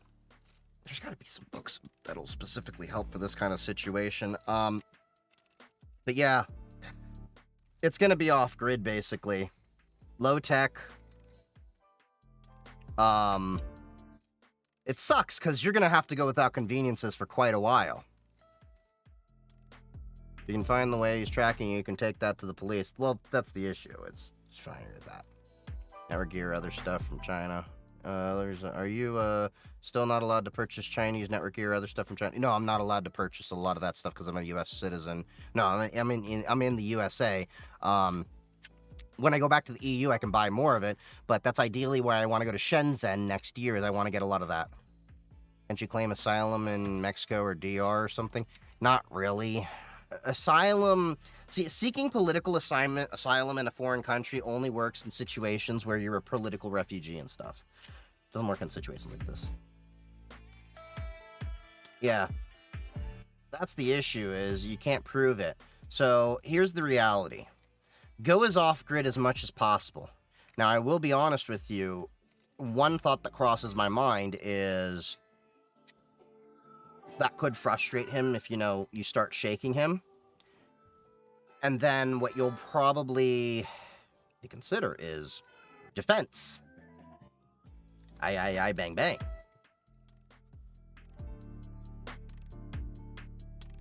Well, that's why you have to go into the police. And unfortunately with the police, even if you're in an irate situation, you have to be as calm and civil as possible. Yeah, the tariff prices are going to be killing us and a lot of the equipment and everything like that. Colt 45 and 2 zigzags. Yep, already told by the cops to get one. Well, you know your stuff. Yep. Well, let me put it this way. Cybersecurity isn't just digital, it also deals with physical security. You're dealing with the one guy that, Wait, that's not the lock-picking drawer. That's the lock-picking drawer.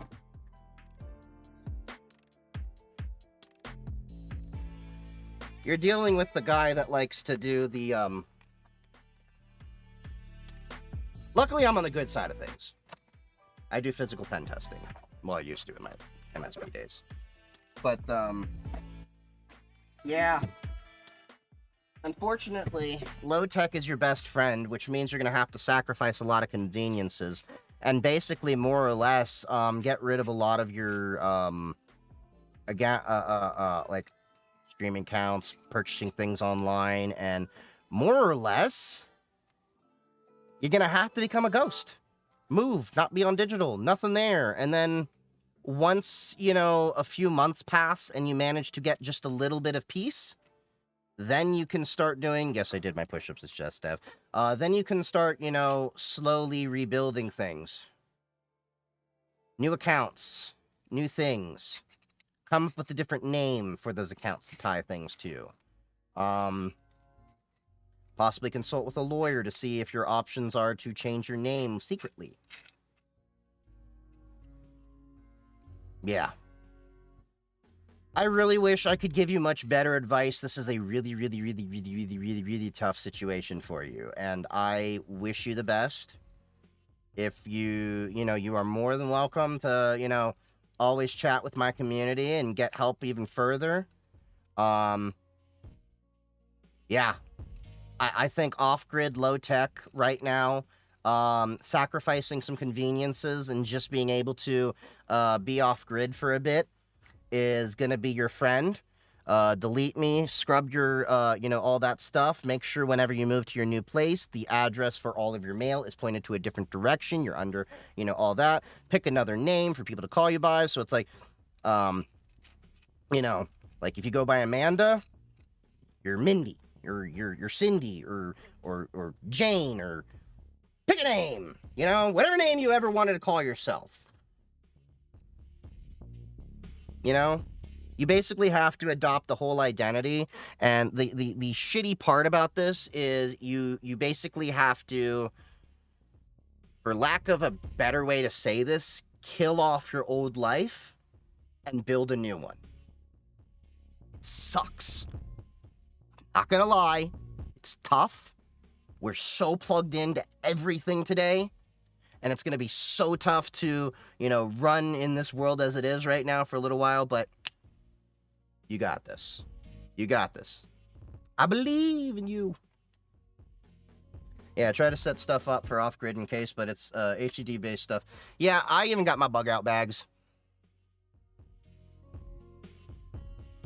But, yeah. My grandfather taught me expect the best, prepare for the worst. Yep, meditation, definitely. Not gonna lie, I want to be unplugged a little bit more, but I am also trying to make money and friends on TikTok. The honest truth is I have a whole other phone just for my TikTok stuff. I have several phones. I've got my personal, I've got my content, and I've got my traveling graphene DEFCON phone. And wear a mask. We have an excuse to wear them, so keep a mask on. Hair up in a hat or ponytail. Ooh, good point. Cameras. Good point. Cameras. Very good, Daisy. My parents taught me consume and everything will be fine. They're wrong. Chief, do you have a mesh stack or a red node? No, I have not. It's been on my project to play with a bunch of those things. Now that I'm getting on the mend for some of my ailments and all of that stuff, I will be working towards doing more tinkering and all that. Like, again, I cannot apologize to you all enough. I made a promise that I was going to try to make a video once a week, and my last video was 3 weeks ago, and I only just got my most recent video up, like, a couple hours ago. So, I will be working on that. I'm still fighting with my insurance for one of my fucking scripts, but, Bizrat Hashem, with God's help, I can, make enough money from all of my content creation to have the little LLC I put together for it pay for my insurance, and that will be my first payment to myself, so I can get myself a second insurance specifically to cover all the drugs I need outside of what work does. How much do you pay monthly for all your phones? Oh, I've got 3 different providers. Yes. 72.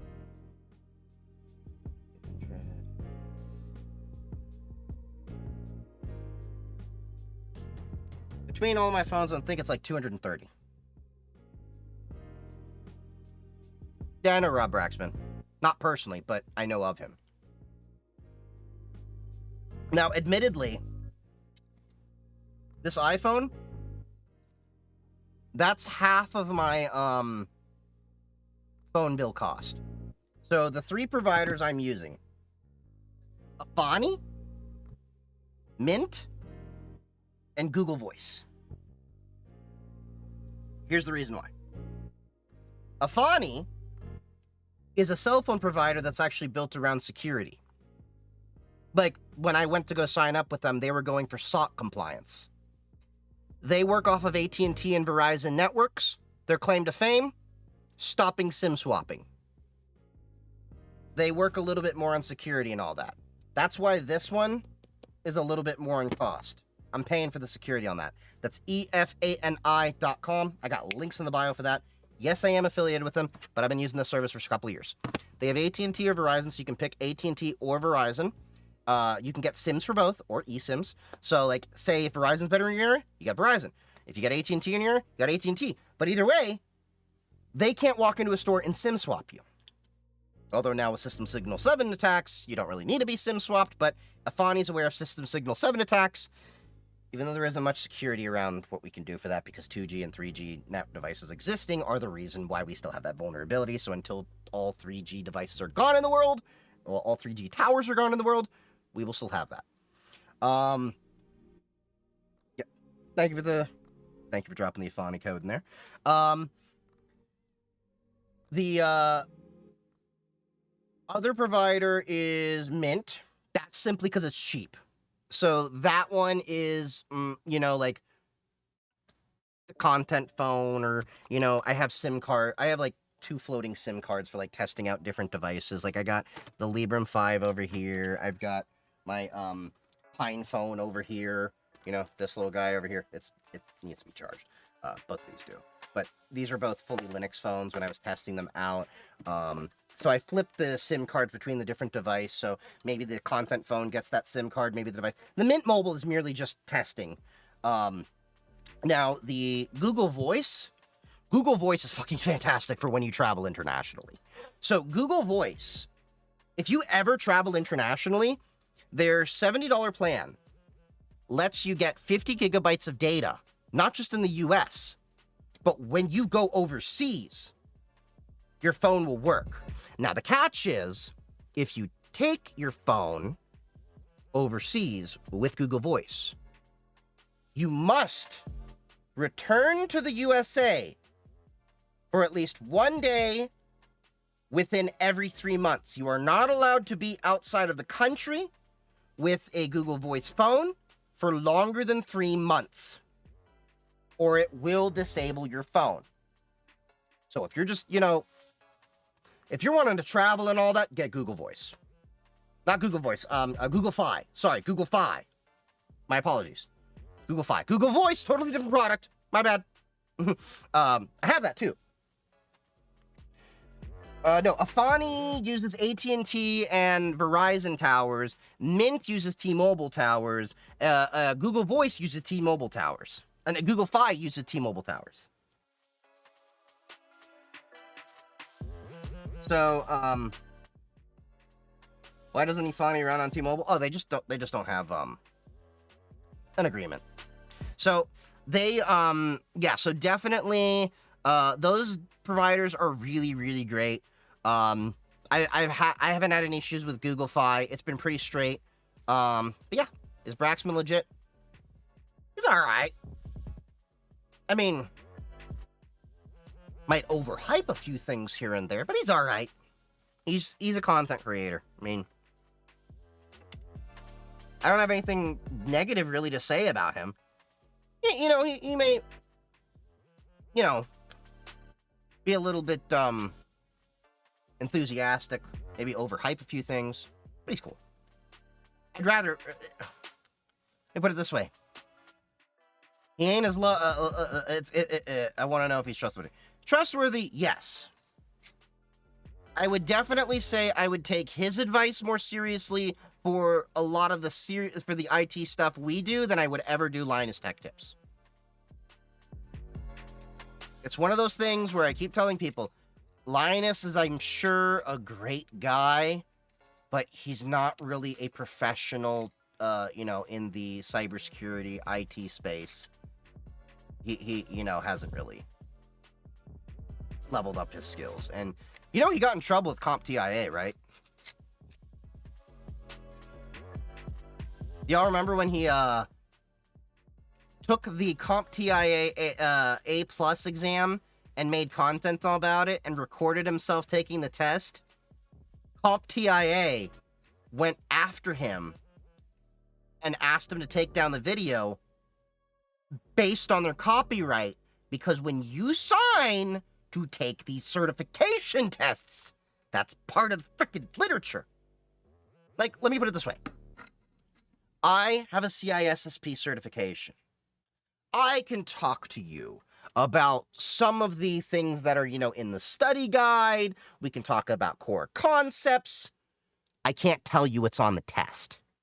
I can't tell you how the questions were formatted on. I can't tell you the questions I had on my test.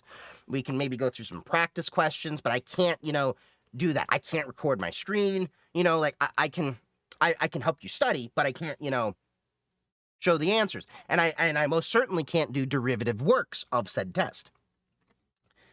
Well, interesting thing is, Network Chuck and I both reacted to Linus. CompTIA reached out to both of us. Now, the cool thing was CompTIA, with both of us, they just simply said, hey, would you please just kindly remove this? We're, you know, you know, like, I had a conversation with their CTO of CompTIA. And I just said, look, we're on the same page here. I was calling him out because it was a lack of professionalism and it really hurts our industry and our, the ability for us to keep a professional career and further the career. TIA actually said they had nothing wrong with my video. The only issue they had with my video was, unfortunately, by nature of it being React content, was that it had their stuff in the background. That was all they were worried about. And I talked to them and I said, they're like, if you can edit it out. And I'm like, it's too long of a video. I'm not going to go through with it. I will just private the video. Oh, CompTIA needs to sponsor you. They actually did send me study guides. They sent me like a $600 package of their study guides for their Security X program, which is their equivalency to the CISSP. I still haven't started studying that. They were very nice. That's why, that's one of the feathers in my cap of why I will say, Linus needs to work a little bit better on trying to further advance our career and keep it professional. But the reality is, he's a prosumer. He has no real reason nor desire to level up to do a lot of the things we do. And the sad thing is, a lot of the people like myself grew up watching him. And we got to the point where, hey, we like this. This guy's teaching us. Now we're working in tech and we're like watching him and we're like, wait a minute. You don't really know a lot of this stuff. Like, no offense. Nice guy. Don't get me wrong. He's done a lot. He's built a great business and everything like that. But then you start seeing, like, as a professional, like, bro, you're not running your business right. How come you keep getting your Twitter compromised? How come you keep doing that? How come you, like, all these different things? How many times did he have his Twitter compromised? He also had his YouTube compromised once. And they all come down to the same problems of he's not taking a cybersecurity posture, which really, like, blows my mind. Oh, and the funniest thing is whenever I complain about Linus Tech Tips, well, not whenever, but very often, I always get that one person like, he's never gonna hire you. And I say, the bro probably can hire, he probably couldn't even afford my rates.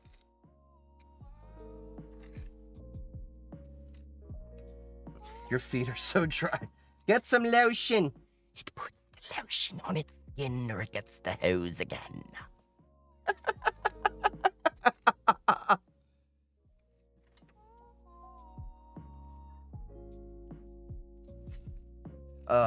But yeah, I'm gonna be working on making more content and everything. They are more cracked than the Sahara Desert. They are more cracked than Jimmy who cracks corn. So yeah, I got a few sticky notes here of why like things I'm gonna be making content on. I've had the ideas of.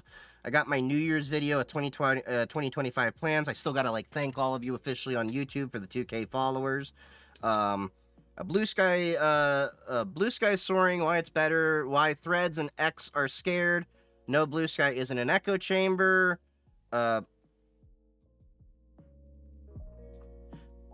MAGA not waking up to them not being pro free speech. I don't know where I got that. I was drinking probably. CISA FBI recommends encrypted communications plus SMS MFA. Privacy phones are mostly snake oil. That's referring to these. Those aren't snake oil. But like the things like the unplugged phone and the zero trace phone. Have you ever encountered anti-Semitism? Bro, I was almost murdered a few years ago by several neo not USB-Cs.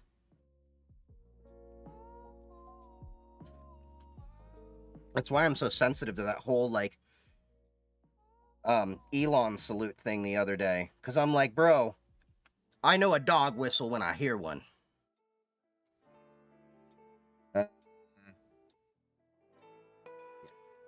But yeah, I got a few topics I still got to record on.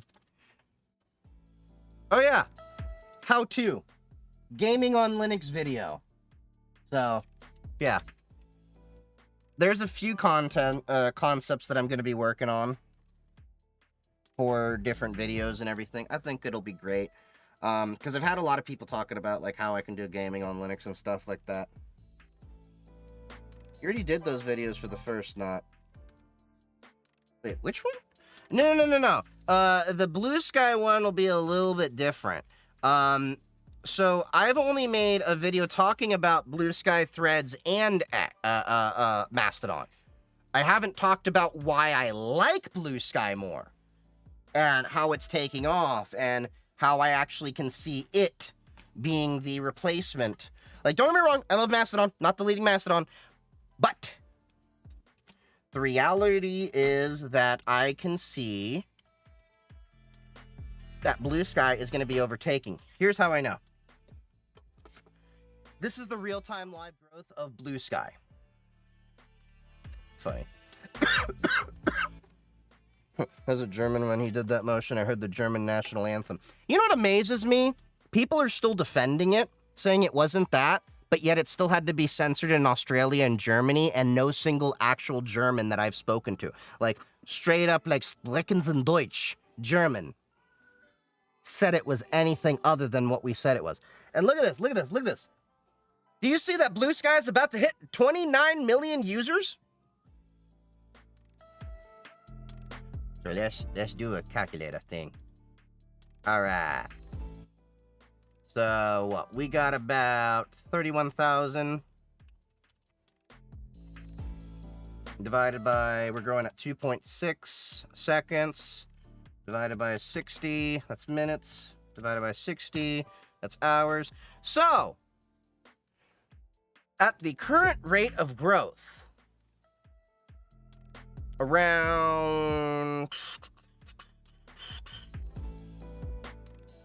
2:30 in the morning, we'll be there. Who owns Blue Sky? Is it potentially a PSYOP? No, Blue Sky is owned by the Blue Sky Corporation. It's open sourced. What's her name? Jay something is running it. I'm not leaving Mastodon. Mastodon and Blue Sky, they both have different kinds of communities, and I love them both.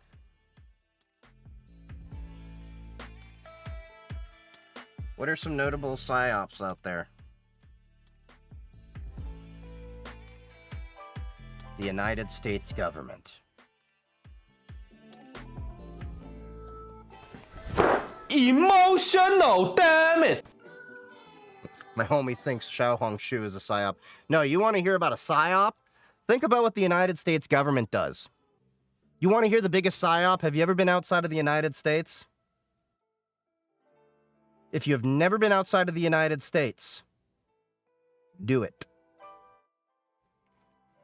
You will realize the United States is really not as much of a first world country as we say we are. We are a third world country wearing a goddamn Gucci belt.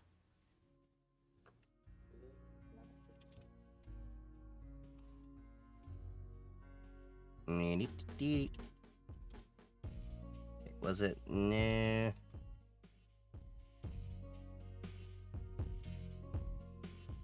I can't remember where I had the little calculator thing.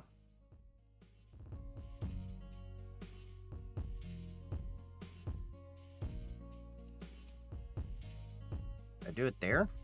No.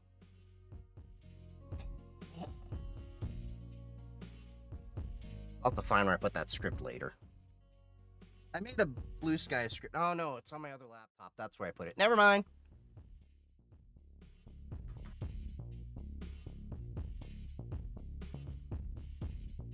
Elon Musk soll mit einer Reisenverbot nach Deutschland gebildet werden. Elon Musk is to be banned from entering Germany. Your German words of the day. Wasn't in the Google Sheets. I had a calc for it somewhere. Oh yeah, I did it in a calculator, but I remember I got bored at work and I made a Python script for it because I was bored. We can calculate that later. But yeah, Blue Sky is oop. Should I go to Canada? I mean, don't get me wrong. Canada's nice. It'll give you an example of how a country can actually deal with giving healthcare to everyone. You can go to Mexico. But yeah, I know Mexico has cartels and all that stuff, but guess what they got? Socialized medicine. Hell, even the streetwalkers, they get healthcare. For visiting, I would never move to Canada. Blame Canada, blame Canada. They're not even a real country anyway. But yeah, like, if you ever go to the EU, like, it's just mind-blowing, the things I'm seeing inside of China and everything like that as well. And here's the thing. Everything that I'm hearing and seeing about China on Xiaohongshu is being confirmed by my Chinese coworker, who was just in China only a few months ago. Let's put it this way.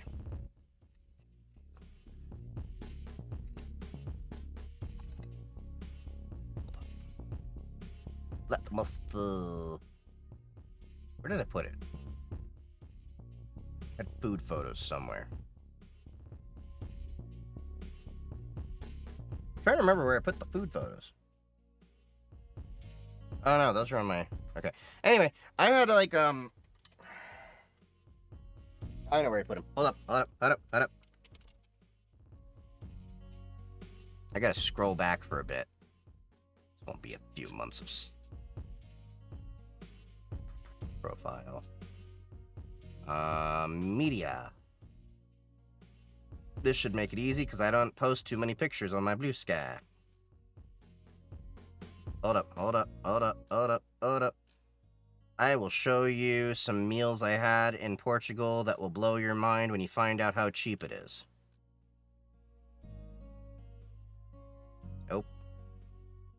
Nope. Still 1 month. Okay, so we got to go a little bit further. You know, it's interesting when you scroll through things, you realize just how much you actually post. Does one even really have a life? Okay. Here we go. I think we're close to it. Okay, so this is Web Summit. There we go. Okay, so this was a breakfast. All right? I was with Sugar, you know, one of the mods. How does Lenovo follow you? Because when I was in the MSP days, I used to recommend Lenovo all the time, and I still do recommend Lenovo devices and everything, and they saw me. So basically, what I'm saying is,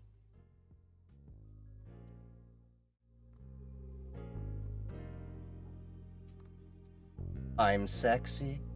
I'm a scholar. People like me.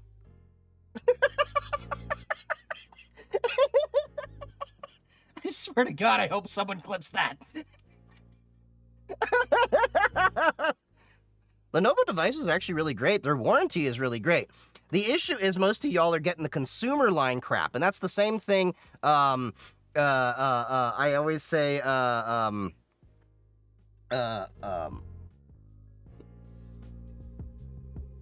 bro, I'm on Twitch too, and YouTube. Somebody will clip it. But,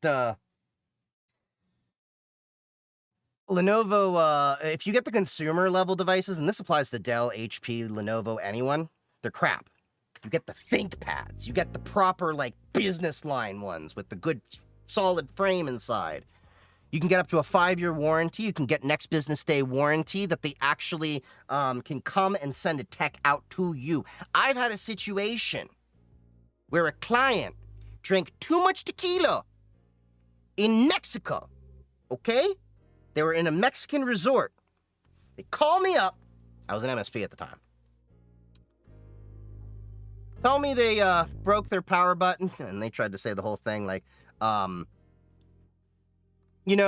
tried to say the whole thing of, the laptop's built like shit, and His wife got on the phone and said, he drank too much tequila and pressed the power button too hard. What happened was he smashed the actual PCB for the power circuit all the way through. So I had to call Lenovo. They sent a tech to their resort, repaired their laptop there. This was like 6-7 years ago. But yeah, Lenovo's still really great, especially for business. The only issue is that if you're dealing with U.S. government contracts, it doesn't work well.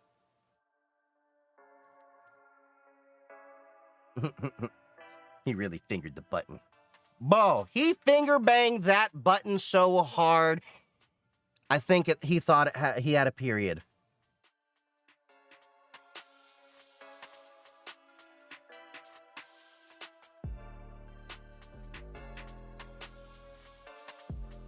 So anyway, this over here.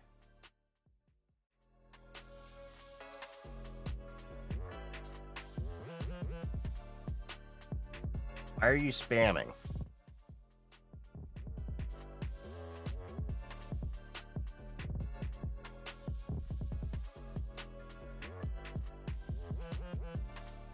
If you're gonna spam like that, I'm gonna mute it.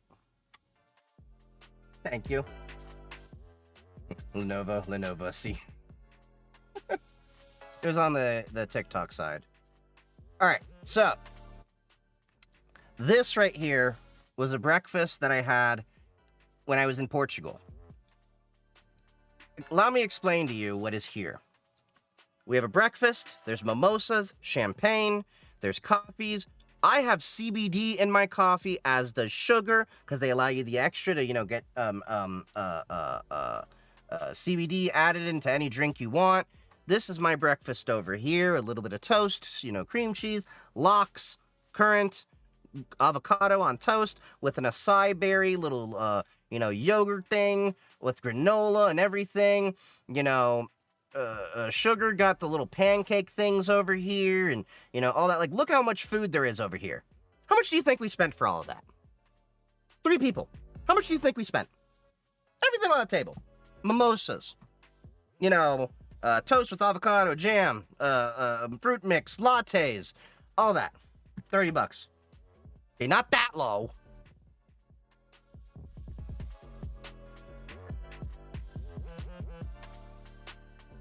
It was like 50. Remember, this is for all of this, okay? And mind you, those weren't the only mimosas we drank. Exactly. Yeah, okay, so we had 3 mimosas each, I think. So, okay, you see that picture in the back? That was our mimosas. We just kept pouring them. So we each had a mimosa each. And there's sparkling water and everything. Like, we were all stuffed to the brim. Okay. What was the other meal we had? Now, even better, because that was probably on the more expensive side. Dorado, potatoes, red wine. We had 2 bottles of it, bread. There were salads and stuff that were outside the picture, too. This was 20.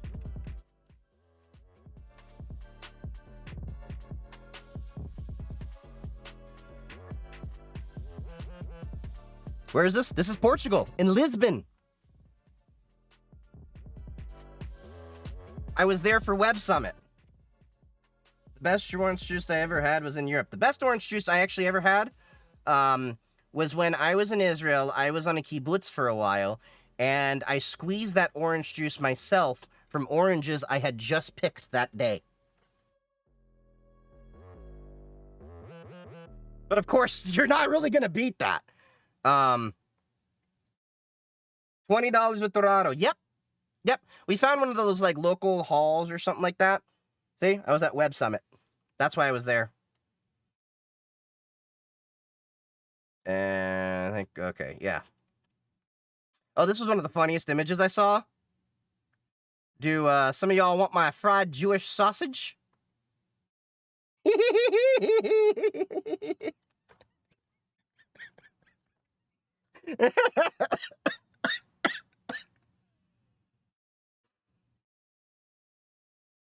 But, this was like literally what it looked like just walking around to the cafe. Even just like in the middle of the city, that looked really nice. I love the architecture out there. Also, this is one of my favorite memes. Y'all gotta tell me that's hilarious. You can't tell me it's not funny. The Venn diagram of Judaism, Dungeons and Dragons, and autism. The one thing we all have in common, arguing about correct interpretation of the rules.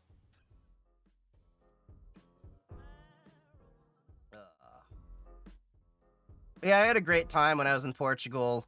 My family actually traces our roots back to the Spanish Inquisition, so I'm actually looking into what it'll take if I have to get the hell out of here. I am looking into seeing if my work will let me transfer over to their Portuguese headquarters. I already met with some of the staff while I was there, which is part of the trip.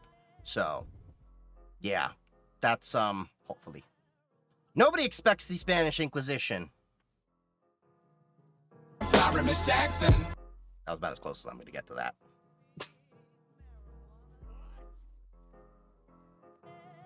The Italy, Japan, Ghana. Which should I choose?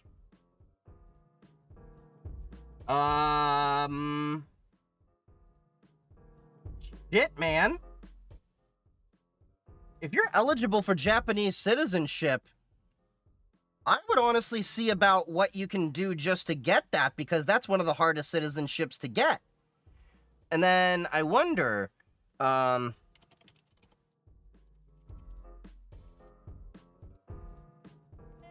if Japan allows dual citizenship.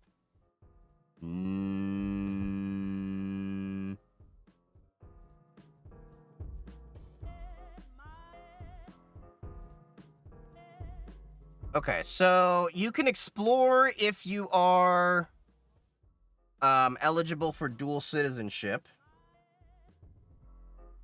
Yeah, if you can keep your US one and your get a Japanese one, that'll be great because that's hard to get. If you're eligible to them, I mean, you may as well just grab all of them. I'm trying to get my Moroccan one as well. I may eventually have to get a lawyer in Morocco through one of my cousins to go about doing that.